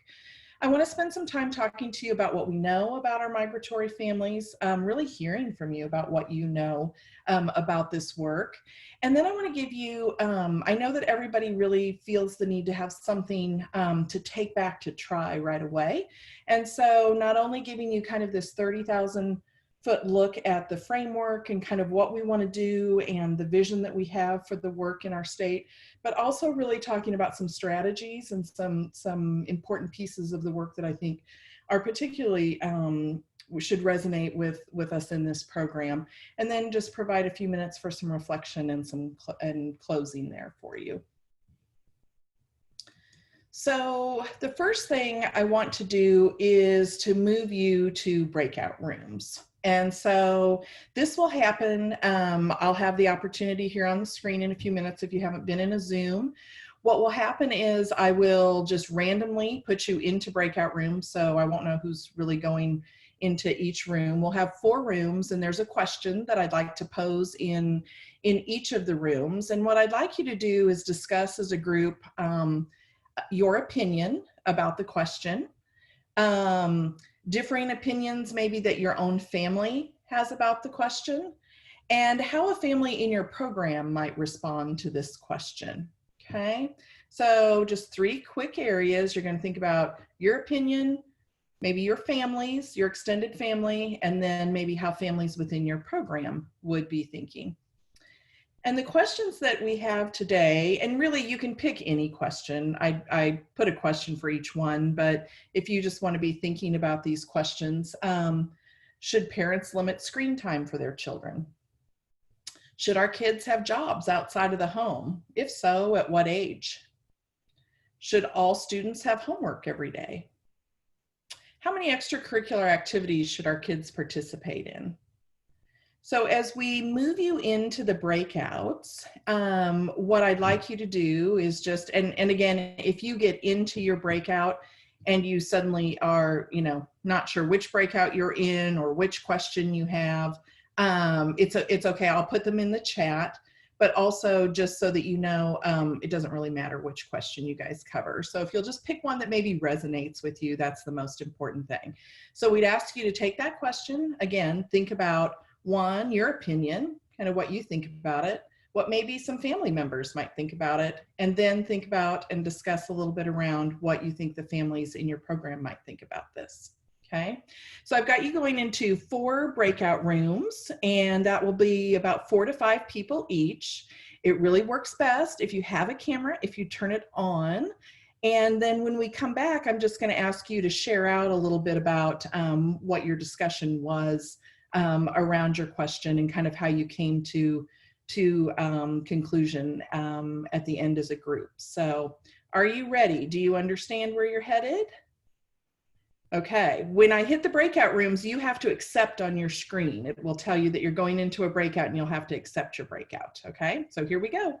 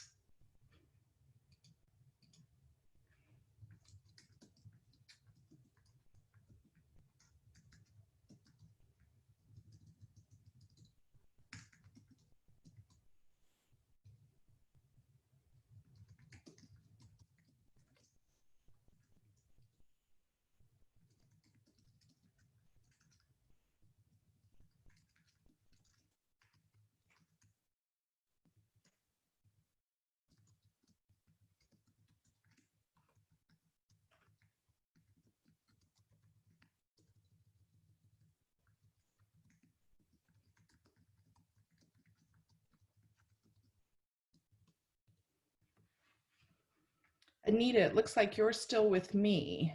Oh, there you go.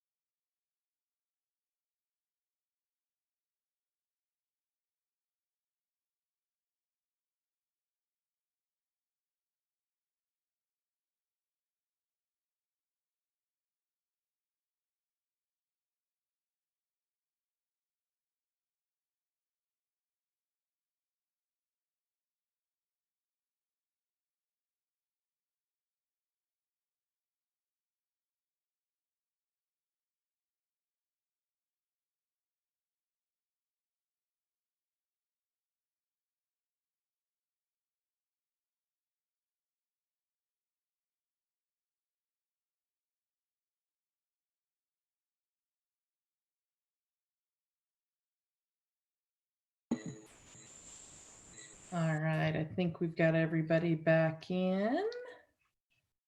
This is great. Okay. So, oh, wait, maybe we still have a couple popping back in. There we go. So I wanted to ask you then today, let me get your screen set up so I can get all my clicking correct there. There we go. Oh, and I lose you guys every time I click. So let me go back. So when you're thinking about the questions that we discussed and the work that we're doing with families overall, would anybody want to share out and unmute and just talk to us about, was there one correct answer or even consensus for the questions in your group?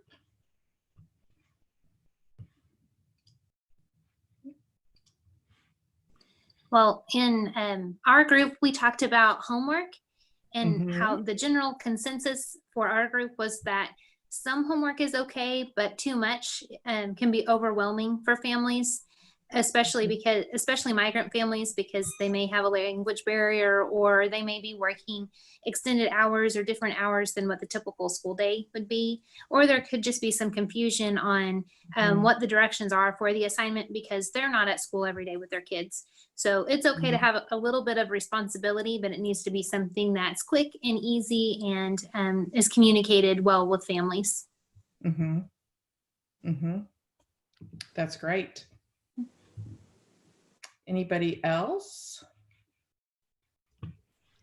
We talked about the job question about whether students should be allowed to work a job. The consensus was that it's fine, that it's good for them to encourage responsibility depending on the amount of time it takes. Academics have to come first. But we also expressed a concern, we kind of carried it over to, you know, our migrant families and the fact that several of our migrant families have students that are required to work to contribute to their family. And sometimes those work hours can get overwhelming and cause problems with school, but they have to have them to be able to put food on the table and stuff. So it creates kind of a conundrum for everyone. So as you were sitting in your groups, did you have stories or experiences that maybe influenced why you or a family member kind of held that opinion? Did anybody start to share kind of their story about how they came to that view?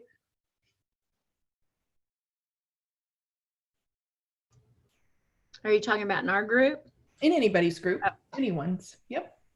Did anybody share a story kind of about, their experience with that issue? I did in the homework group that I was in, that Jill talked about. Just me personally with the online and the COVID and working from home and doing all the, Angus is in first grade, so he needs the most assistance, you know, and then the other older. I'm telling you, I'm kind of maxed out. So if it's something like a quick little whatever that he's bringing home to work on, I got it. I can handle it. A little 10 or 15, 20 minute reading time, that kind of deal. But if it's anything like extensive or it's just, and he's tired when he gets home because of his age. And so it's just, it's very strenuous for everyone. It's not productive. You know, you get to the point where you're frustrated and possibly yelling and he's crying and, you know, like it's just not a good deal. So something quick and easy is my deal on that personally. Yeah. So when we think about then engaging every family, and when we think about the conversations that we just had with our peers, you know, our work peers, really, when we think about this, you know, it's important for us to remember what role our own personal belief systems and our experiences really play in this work and what we're bringing to our discussions, you know, with families. And it's important for us to remember that if families apply the very same thinking, that their personal beliefs, their experiences, their stories, their customs, those all can play a very large role in determining their level of engagement. And so I think oftentimes, when I was asking and thinking about those questions in particular, there is research out there about most of those questions. And as educators, we may turn to that research, but it's important to also remember that oftentimes our own experiences are coming into play in how we're forming, our opinions and our decisions and what we're sharing with families. So I think that, as we talk about this, and as I'm going to give you some strategies around this and talk about the framework that we're putting together, we really want you to remember that this work around family engagement, the topics that we just discussed, those really, come with some beliefs. Our family engagement work really begins with building that trust with families so that we can have conversations about what they believe about these topics, about raising their children, about their educational experience. And then it really begins with our respect for different points of view. So I'm not sure, was there any group that had a couple of different points of view as you were thinking about the questions? And how did you handle that in the group? Was it respectful? Or I popped in and out of groups. I didn't see any disrespect really going on there. So I think for me today, what I really want to, hone in on is this belief and us making sure that we're thinking about those things as we begin to work with families and to build that trust and that respect and that relationship with families. And then I'm going to come back to this at the end of our discussion as we begin to talk a little bit about some strategies with families also. So what I want to share today with you is a framework that we have been working on for the past 18 months with the support of the Council of Chief State School Officers nationally, the National Association for Family, School, and Community Partnerships, with Scholastic, with Campaign for Grade Level Reading. There's been a number of different national partners that have been working with a series of states to develop frameworks that can support family engagement across the states. And so as we talk about this, what I will do by the end of the week here is send the slides and then a link to this framework for you, to Erin, to be able to send back out to all of you. But what we've developed through the State Department is a family engagement framework. And when we start to talk about frameworks, I know that you might be familiar with frameworks from curriculum and instruction and thinking about different curriculum areas, and that there are frameworks then to support your work at grade levels. But this framework is really designed to provide a vision for family engagement for our state. It is a call to action for us. The purpose behind putting this together was really to begin to have this discussion around a common definition in our state for what is family engagement. It's designed to help us assess our current beliefs and our practices, and to help us all move forward together in a meaningful way.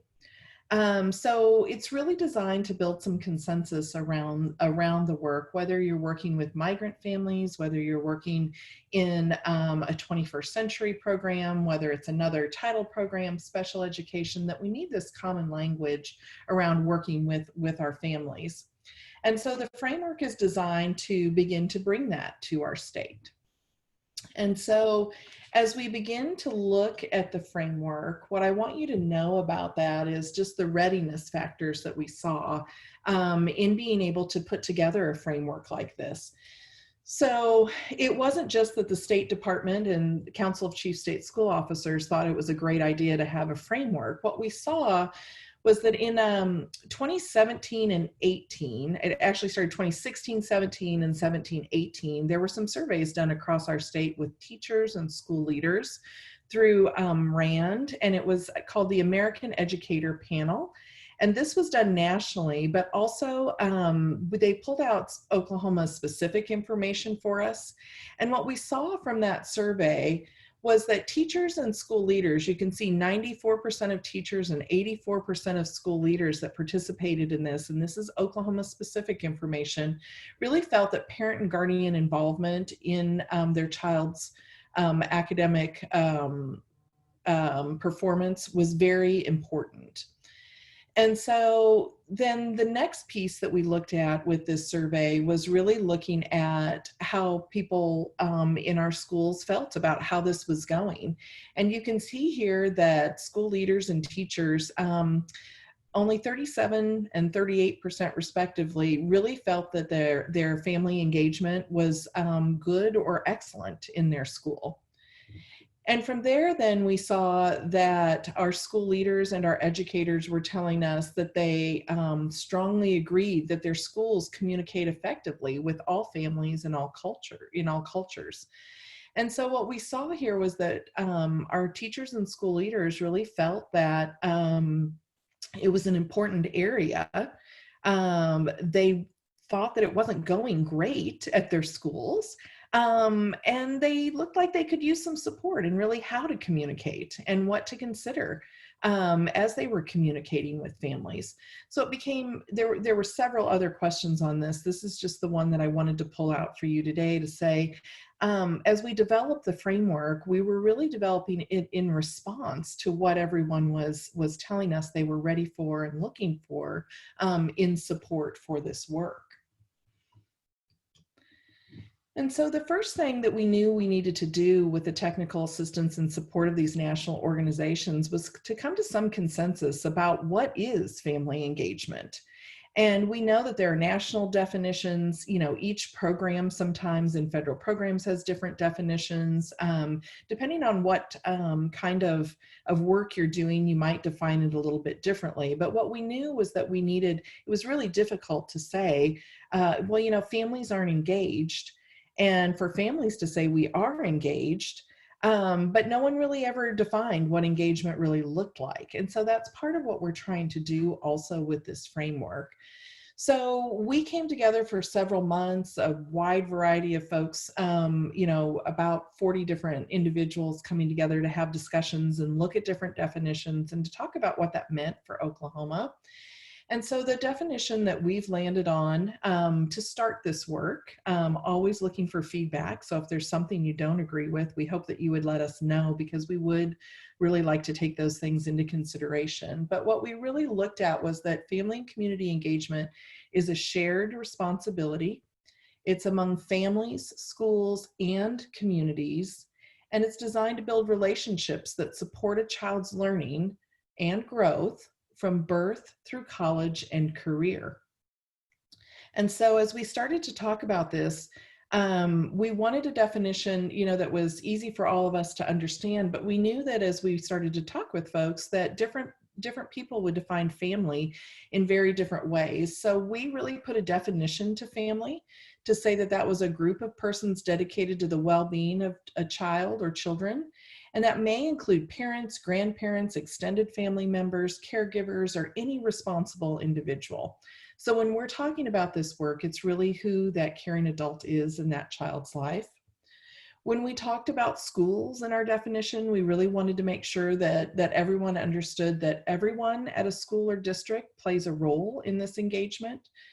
When we talked about communities, we really talk about not only when you think about your town or your city, but when we talk about communities, we're also talking about faith-based communities. We might also be talking about organizational communities. We might be talking about regional communities, and then communities within your own school, that there are, you know, sub-communities, subgroups there within your own organization.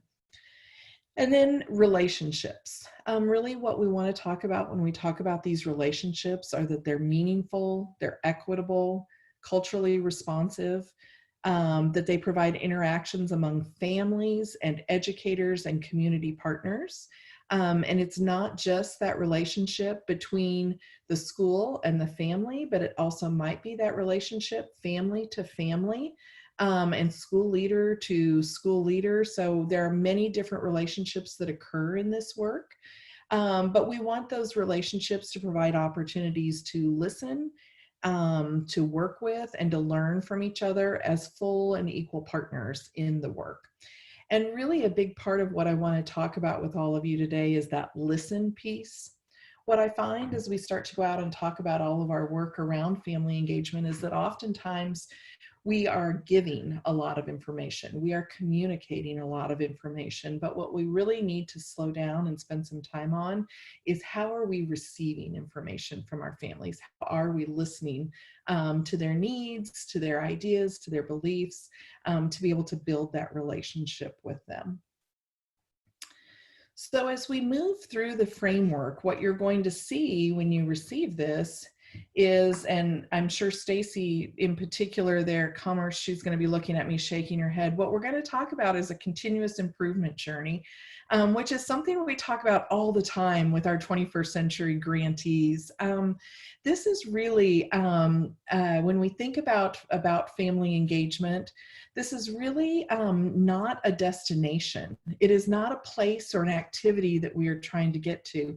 It is this continuous process of developing these relationships and working with families that we can all continue to grow and get better at as we have these experiences. So what we really have focused on within the framework is really how you start this process of, and we called it in the framework, plan, do, review. And I'm sure many of your districts are in some type of a continuous improvement process. In 21st century, we call it assess, plan, improve.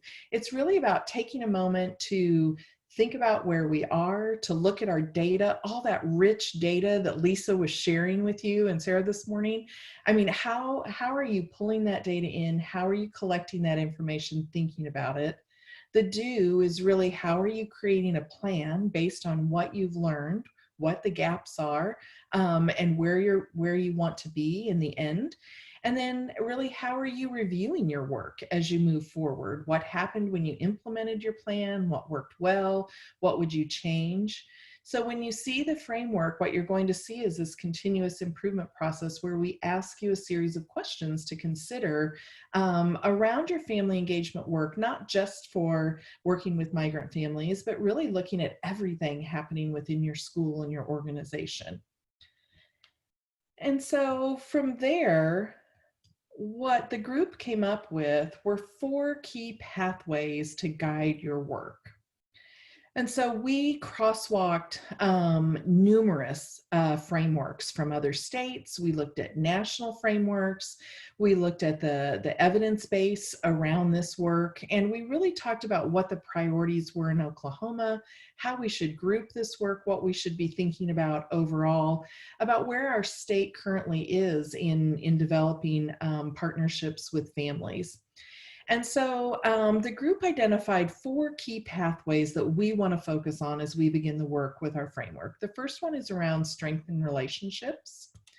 The second one is around building leadership. And that leadership, or that we often say capacity, but that's kind of an education ease, and we want to make sure that we're keeping this pretty open for everyone, for our community partners and our families. What we're really talking about is building both the leadership of families and of those that work with families. So there's really 2 prongs kind of to that piece of the work. As we think about the next pathway, it's how we focus on learning with families. And then the last pathway is really about connecting with communities. So I'm going to run through each of these with you quickly here. So what we want to really think about when we think about strengthening relationships, we're really talking about establishing more effective, personalized, 2-way communication between schools and families, designed to build mutual trust and respect, as we kind of talked about, early on in our conversation here, reflecting on, that reflects on the family's preferences and provides families an authentic sense of engagement in their child's learning. Relationships should be individualized and inclusive of all families. So as we think about the framework and as you receive, the document, what you're going to see is a series of questions there that kind of allows you to think about what you're doing in this area of strengthening relationships. And some of those questions are talking about the different types of communication that you might be using with families. Are there ample opportunities, as I said, for you to receive information as much as you're giving information to families? How are you focusing on the physical and emotional well-being of those families and those students? What resources and tools might your organization have or need to be successful in strengthening these relationships? So we give you kind of this list of things to begin to gather and to start to consider if this pathway is identified in your continuous improvement process as a priority for your organization. The second pathway that we're going to talk about with folks is around building leadership. And this one is really about expanding the awareness and the skills and the abilities and the confidence of not only our families, but also our schools and our communities to really be effective in supporting our students, both at home and in the community. So we know that when everyone's skills grow, it makes a collective impact that enables everyone to understand kind of the why behind the work and the importance of how we begin to make joint decisions within our organizations. So as we talk about building leadership, we really talk about at what point families are engaged in decision-making within your organization. How can you help families become more engaged in their children's learning? What family leadership opportunities exist within your organization, and how you're bringing community members also into this discussion. And so we provide you, again, kind of this list of things to be thinking about as you're building leadership.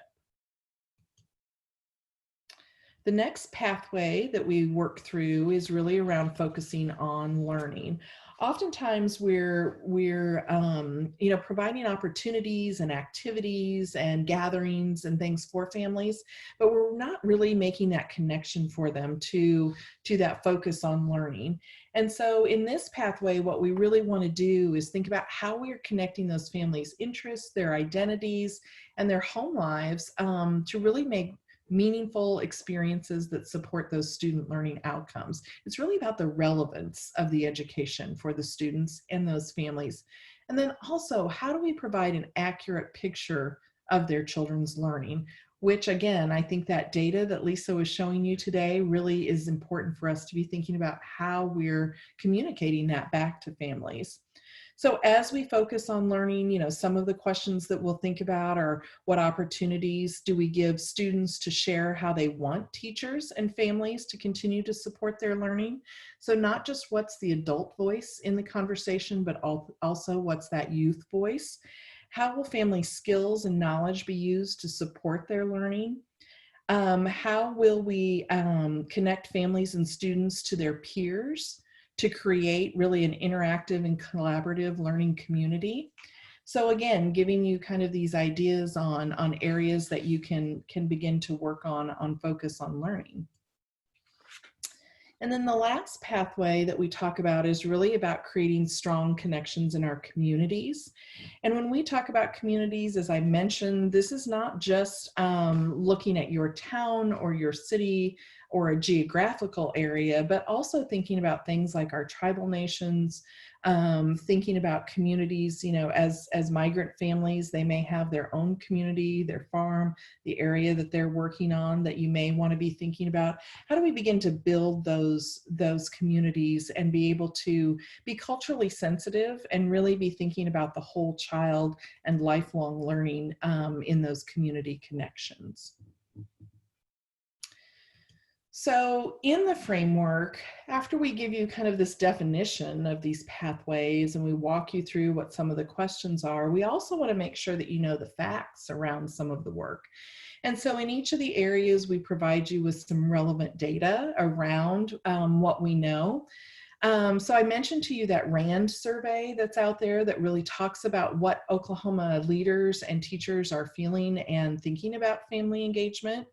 There's also a really interesting piece of work out there that everyone should be familiar with, and it's a group called Learning Heroes. And Learning Heroes has done a lot of work in talking with families about and surveying families about what they understand around education right now and how their students are doing. And so, for instance, in the focus on learning, this is one of the facts that we share with you, is that Learning Heroes has found that 92% of parents across our country report that their children are at or above grade level in reading and math. But if we look at reality, what we know from our 2019 NAEP studies is that children, only 37% of children are at or above grade level in reading and math. So we have quite a gap on how we're communicating how our students are doing with families. And so it's, again, why this work is so important, why we think focusing on learning is important, and how we communicate where those students are in the process is just critical for us. In each section also, you're going to see this vision to practice idea, which is really, the framework is designed to kind of start at this 30,000 foot level, but also to give you some ideas around specific strategies. And so you can see that, these are some specific strategies that we talk about when we're thinking about how we strengthen partnerships, how we listen to families and work on those relationships with families. And then we begin to give you some tools in the work also. And so what we really are talking about through the whole framework is really thinking a little bit more about how we move, not about doing more work or creating more work for teachers, or as I was just sitting here thinking about what Julie was saying about kind of where we all are right now and that overwhelmed feeling. But we all know that we're doing something in an attempt to engage families. Our question becomes, is that a high impact strategy? Is it working for us? Or is it a lower impact strategy? Is it maybe not getting us where we want to be as quickly as we want to get there? So what we're beginning to do, and what we'll start walking our schools through with this, is really, as you do this continuous quality improvement process, that you'll be looking and identifying for yourself the pathways that your school or your migrant program may want to begin working on. And so what we do in this tool is really begin to talk to you about putting a pathway on each axis, and really starting to talk about, as we think through this, what is the impact of the strategy that we're proposing. So right here, our example is really about the beginning of the school year. And so what we see is that, we may have a strategy where families receive an email from the child's teacher with instructions for the first week of school. That's not a bad thing. That is communicating. That's wonderful, but it may not be the strongest strategy if you're trying to strengthen a relationship with a family. So what could you do to then make that a higher impact strategy? You might invite families in that email to a back to school night where they can visit the classroom. They might be able to meet the teacher and enjoy some refreshments. That might make that strategy stronger if you're trying to strengthen a relationship, having that one-on-one contact. If you're trying to focus on learning, if you think about that email, you might also send a newsletter, and that's where you're looking at moving up on the focus on learning piece of the grid. You might have in that newsletter information about the state learning standards. You might send out, we have family engagement guides for each of the curriculum areas. You might be sending those to families. But if you really want to move into that highest impact strategy that looks at how you can strengthen relationships and how you can focus on learning, you might have a teacher contact the family with a welcome phone call. You might discuss their hopes and their dreams and their concerns for their child. They might have the opportunity to discuss how they can partner and maybe meet throughout the year to make sure that they're meeting the needs of their student. And then the teacher might also follow up with some of that written information around learning goals for the year and what's happening. So our goal is not to say, any of the practices that you're doing at this point might not benefit those families. What our goal is to help you start to evaluate the practices that you're doing, and to help you start to ask questions so that you can think about whether or not that's a practice that you want to continue to put effort into. Is it getting you where you want to go? in connecting with families? Is it something you want to start? Maybe is it something you want to stop, or is it something that you want to reevaluate? And so our goal with this, and the story I usually tell with this slide, is really about our goal to move from involvement to engagement. And so the example that I typically give of this was given to me by a young woman at a conference, and she was much funnier at giving it than I was, but she talked a lot about her relationship with her now husband, and she remembered bringing her husband home for the first time, and they'd been dating for a while, and just her family's interest in him, and they were involved at that point. And so she talked about that it was just, it was more about the two of them. It was more individual, didn't get a lot of feedback from her family. But that when we moved to the word engagement, and when she suddenly had a ring on her finger, there was this level of commitment to the work. It was much more collaborative. It was much more about her whole family. And so as we start thinking about this work, and the words that we use around this work, what we're really trying to build here with families is this model of engagement, of that commitment to the work, the ownership, and how we really begin to build the systems around the work to be able to support those students in the learning. So what we really want to make sure that you're thinking about is that family engagement is not really an initiative. This isn't another program, not something else to add on, but it's really taking a look at the culture and the belief system within your organization. And it's really, our goal is not about doing more, but doing what we already do, only doing it differently, which is, Dr. Steve Constantino talks to us a lot about that. And he's the author of a book, Engage Every Family, which is a resource that we use quite a bit through the framework that we'll want to encourage you to take a look at. So as we think just a little bit about, and I'm trying to watch the time here a little bit too with us, when we think about working then with our migratory families, Erin asked me to think about, just a little bit about some of these strategies, and to be able to help you identify some key strategies. It was really important for me to think a little bit about what we know about our migratory families. And so, as I mentioned to you, I'd worked with Head Start for a number of years, and I went to a recent study by Head Start of migrant and seasonal families that are part of their migrant and seasonal Head Start program. And there was a study in 2017. And I mean, I think that we all have, depending on your community, what your migrant families might look like, who they are, may vary. But the interesting piece about this study for me was one area of the study really talked about the parent stress, the depressive symptoms, and the sources of strength that families found. And really the study was designed to help those working with Head Start to tailor and design services to be able to support those families. So as I looked at this study, I thought that it was really interesting. They talked about the key findings that I don't think that this probably surprises any of you, that the stressors that the families identified were really being away from their family, worrying about their children's education, migrating to the United States, finding a job, that they had all of these stressors. But it was interesting too, because they discussed the strengths, where families found strengths in themselves and in their family. And it really was their dedication to their child's future. They found strength in their faith. They found strength in their partner or their spouse. And they also found strength in their belief that working hard would really lead to a better life for their family.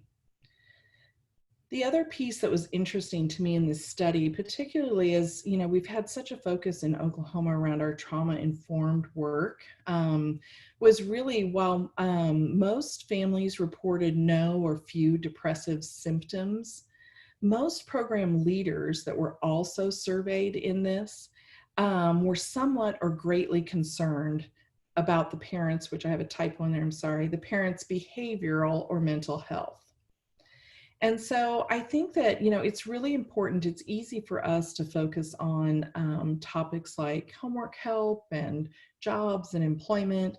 But really, if we don't have that foundation of a safe and supportive environment for our families in this work, we'll never be able to get to that student engagement piece of the work also. So I found that it was just really interesting. These numbers, you know, just to me, it said 100% say that dedicating themselves to their children's future helps their families stay strong. 100% of the families that participated in this, 99% say that their belief in God or their faith helps their families stay strong. Would you look at these percentages? It's amazing to me. 97% said that their belief that working hard will lead to a better life for their families. And 96% say that their partner or their spouse helps them stay strong. So I think it's really important for us as we think about these strategies is to really think about and personalize these to our communities and to be making sure that we're aware of where our families are. The other statistic that I saw as I was looking at this was, and I don't know if Erin or anyone else can tell me the education level of the families that were responding to these surveys. It looked like there was about 35 to 40% had a 8th to 9th grade education. Another 20% had finished high school of the migratory workers that were, or families that were completing this survey also. So I think, again, just being aware of who our families are, what their beliefs are, where they're coming from with the work would be increasingly important for us. So that took me to the strategies. So if we're thinking about this continuous improvement process, if we're thinking about who the families are that we're working with and what it is that we're trying to help their students be able to attain, I think that it's really important for us to think about the strategies or the tools that we use in working with our families. And so I just want to spend our last 5 to 10 minutes here together really talking about sending you to, again, some key resources that I see that I think would really help inform your work. And so I want to take this back and these strategies back to the beginning of our conversation today, where I broke you into those groups. So just, I think that you can do reactions in Zoom. So when you broke into your groups or you were paired there, how many of you told some kind of a story about, you know, well, homework was hard for me because of this, or my husband believes one thing, or my wife believes something else? How many of you told a story as you were kind of thinking about what your beliefs about that question were? Can you just raise your hand or put a thumbs up there in your box if you did that? And so many people do use storytelling as we start to think about family engagement. How many of you maybe asked a question? Did anybody ask a question of you kind of about your belief? Did anybody use that technique as you were kind of thinking about what you thought about this topic? Did anybody ask questions? Not as much, okay. And then did anybody offer kind of that shared asset, the strength kind of approach, or did you really come at it from more of a deficit approach? Did you think about what the strength was and why it was important to be thinking about it from a strength-based approach? Okay. So when we think about the work, what I'd like to lead you to are 3 of what I find to be really helpful resources that I've used over the years. One is called the Right Question Institute. Has anybody heard of the Right Question Institute? Give me a thumbs up if you have. Okay, I'll share a little bit more about them. The second is the Search Institute. Has anybody used any of the work from the Search Institute around asset-based and developmental relationships? Okay, and then what about Journeys of Hope and Courage? Has anybody seen this work from the Head Start, the Early Childhood Learning and Knowledge Center? Okay, so what I want to do is start out with just the Right Question Institute and just lead you to this, because I do think that, you know, as you're working with families, the Right Question Institute started out back in the 90s, the authors of this book, partnering with parents to ask the right questions. Really, the authors of this book were working with families, English language learner families and migrant families. And what they learned was that oftentimes as family engagement specialists, they would give families a list of questions that they might go into a parent-teacher conference with, or that if they were having a difficult conversation with the school around anything from graduation to you know, child reading or being held back or kind of where a child was, that they could give these families a list. But then the next time that the families faced an issue, they came back to them to say, okay, what is my list of questions? And so instead, these authors and the Right Question Institute have been developing for years now this idea of how we help families begin to develop their own questions, and kind of what the process would be to be able to help families in understanding this skill, something that they can take from working with your school district as they maybe move to another school district, again, helping them to be able to engage with our schools.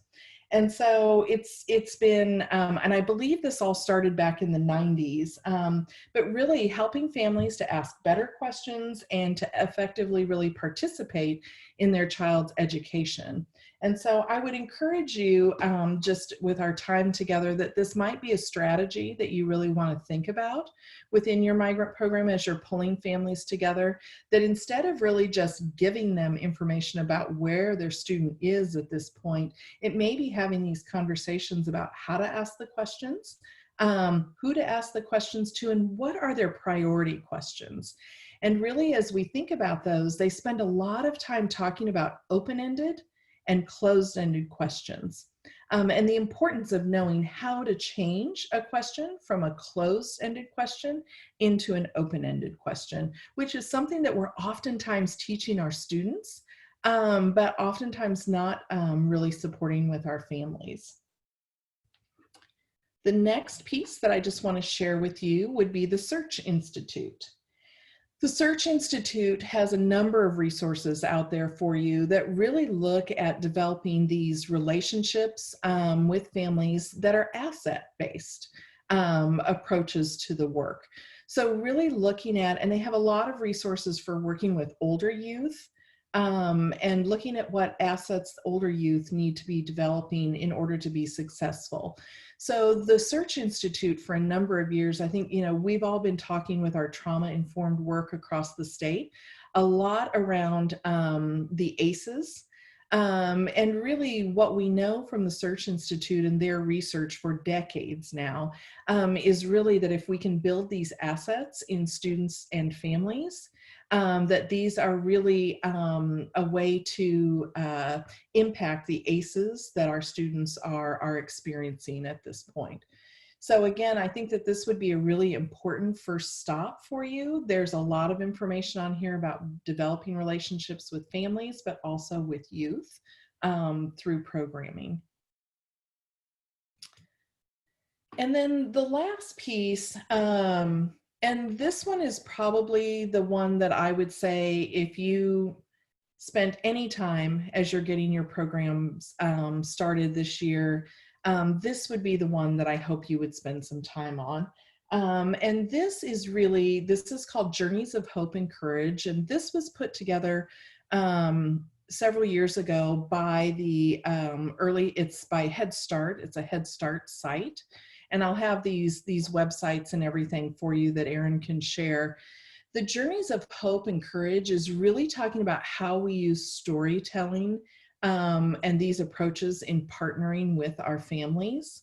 Oftentimes we come in with a form, we start asking questions, but we're never listening to the families and hearing their stories, and understanding how they're making decisions, what their decisions are based on, and the experiences that they've had. This site just walks you through the storytelling approach, how they've used it with families, the importance of using it with families. And then there's a series of videos that they actually model this approach for you. And I just, I wanted to show you a video today, but didn't have enough time through this. So I would just encourage you to spend a few minutes listening to some of these journeys and these experiences that these families have had, and noticing how the staff are using this storytelling approach to be able to hear from families and to be able to begin to build those and strengthen those relationships.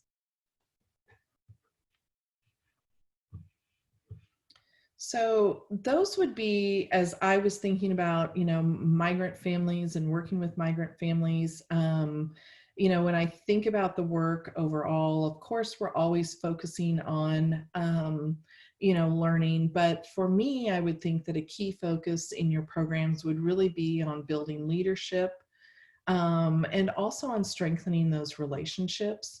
And so that's really how I came to these three resources, for you. Are there other resources that you use at this point in time around engaging families, or that you find helpful, that might be helpful for you to share with your peers in this discussion?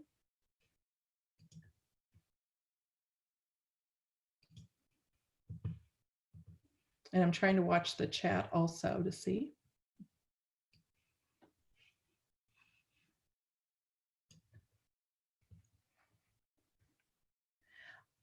How do you feel about the resources that are out there for working with migrant families and family engagement? Do you feel like there are resources out there for you? From time to time, this is Julie in Guyman, but because of our remote location, we are limited in access to counseling and counselors, especially for bilingual families. That's been something that we've tried to deal with. A lot of the things you've presented have been super good, because they're things that we didn't necessarily know about before today, honestly. But sometimes helping our families when you're in the middle of nowhere is the challenge in and of itself, just our remoteness. And that's what we hear a lot. We have several grants at the department, Julie, that are dealing with some of those issues in some of our more rural areas. Our Project Aware grant, and looking at some of those issues around like telemedicine and telecounseling, and how we can get some of those pieces, supported and started. So I would also encourage you, or if you'd like me to, I'd be happy to get you connected with some of the folks that are doing some of that work in our agency, that maybe could help with some ideas on how they're handling that in some other areas of the state. But I know you are, you and Idabel, I work a lot with Idabel in both corners, are really, it's a challenge. But that telemedicine has been a very interesting piece to it, but also I think probably a big challenge for you to consider with migrant families on, it is about building that relationship and being able to do that through a counseling or telemedicine, might not be the best connection.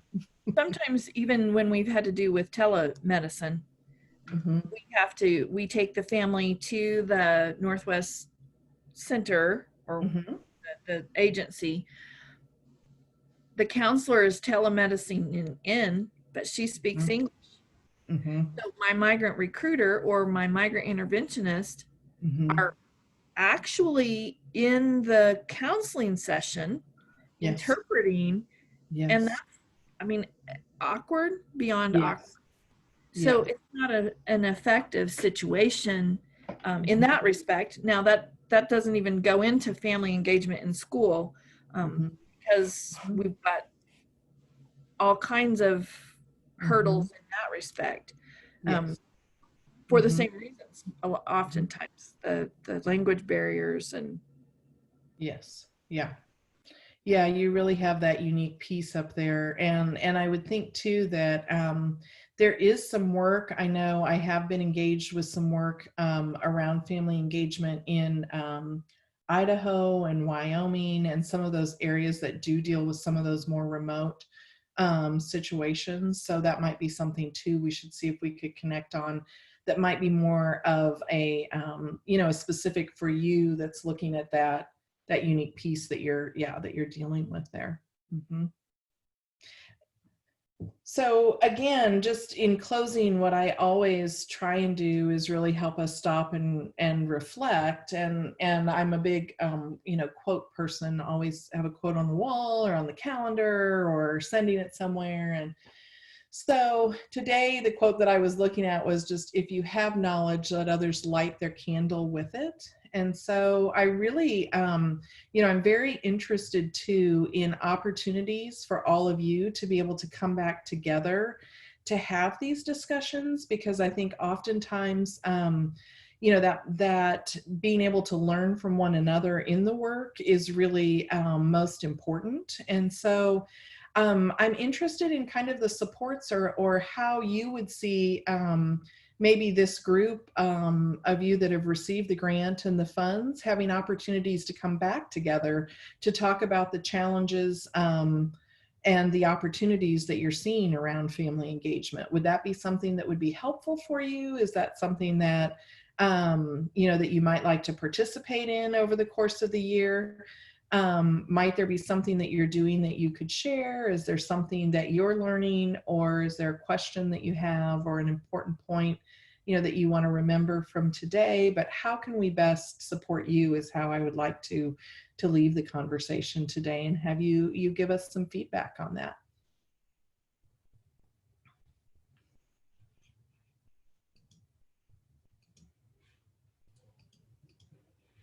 Sonia, one of the things that I'm kind of noticing with just our population in Tahlequah is a lot of our migrant students have chose the virtual option and not the traditional option. And so I think Polly's on here right now under Anita's name. She's our migrant interpreter, and she goes out and she helps us interpret, but we're struggling getting them all connected on the virtual platform because of the language barrier, and they don't have that parental support.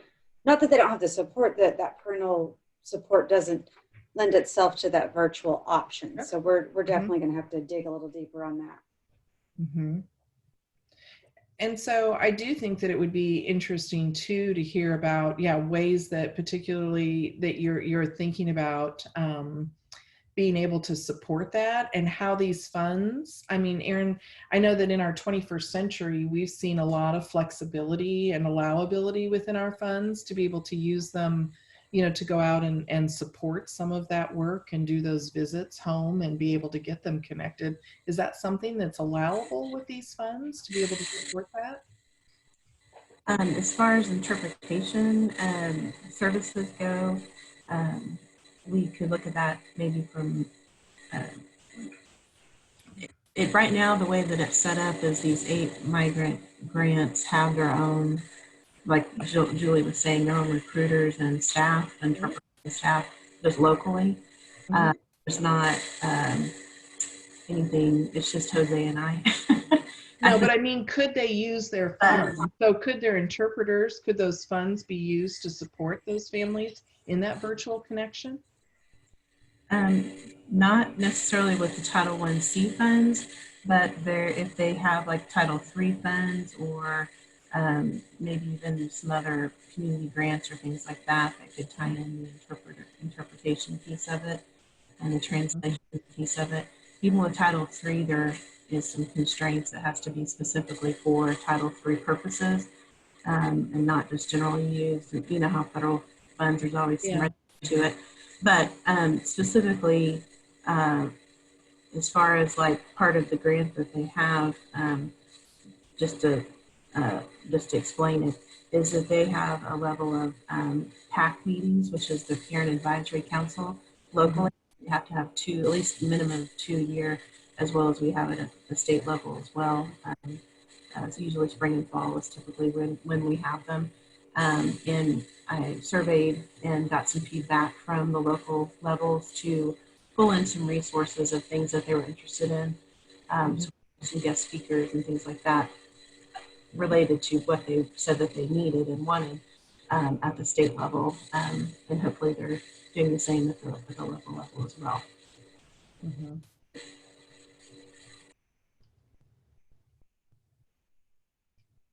And so as I think about that with that virtual option, is there a reason you think that they've chosen that virtual option, Nikki?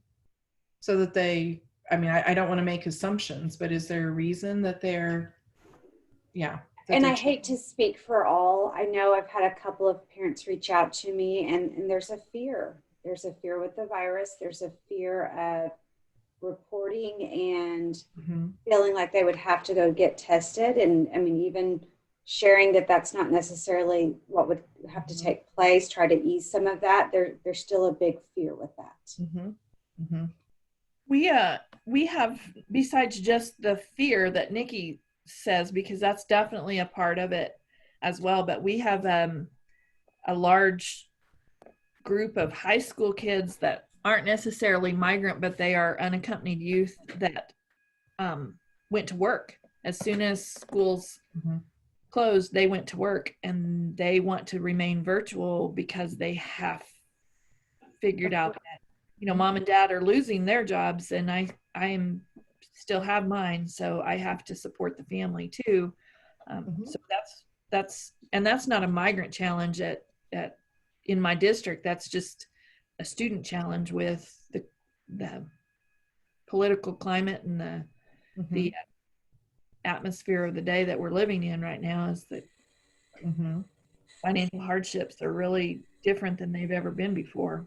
I was going to say, with what Julie's saying, is that with the online option, it's more flexible.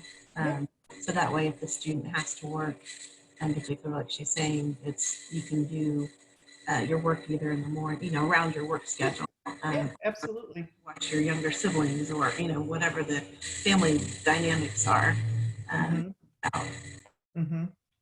Yeah. So how do you make those virtual opportunities the most meaningful for those students, and to be able to make those connections for them, and for those families? I mean, I think that's that is our new reality of Dr. Constantino. We've had him on with several of our 21st century programs several times, and that discussion is really he's very bold about that discussion about choices and what choices our families are able to make at this point, and what we're learning from this distance model about how we make our learning most engaging for our students and to support our families. And that this is a time, I mean, if ever we're going to talk about family engagement, this is the time to really take a look at our practices. And so I think that, what I would encourage you to go back to is, I know we give those strategies, but, as I think about this work the most, this tool really thinking about high impact and low impact and where we're spending our time and our energy is really what I would encourage you to start with, is really to start to say, what is it that we need to do? Is it that we need to, focus on that learning piece, or is it strengthening relationships? Is it about building community? And how can we make those the most impactful strategies, the highest impact that we can at this time? So. Well, I know that we're out of time, so I do want to, be respectful of that and answer any questions that you have. On the last slide there that I have my contact information. I'll send these to Erin, and also send the framework link so that you all have those. But again, I think if I were to do two things today, I would like to encourage you to think about those strategies and kind of that start, stop, what do we need to do more of, kind of an idea. And then also spend a few minutes really on that journeys of hope and courage. That really is that storytelling piece, and Nikki, when I think about what we're hearing there, in your community is really allowing families the opportunities to reflect and how we build their strength and their skills. That site really and that method really spoke to me around building those relationships with families, and it may give you insight as to what kinds of supports those families need and how you can make that most meaningful for them.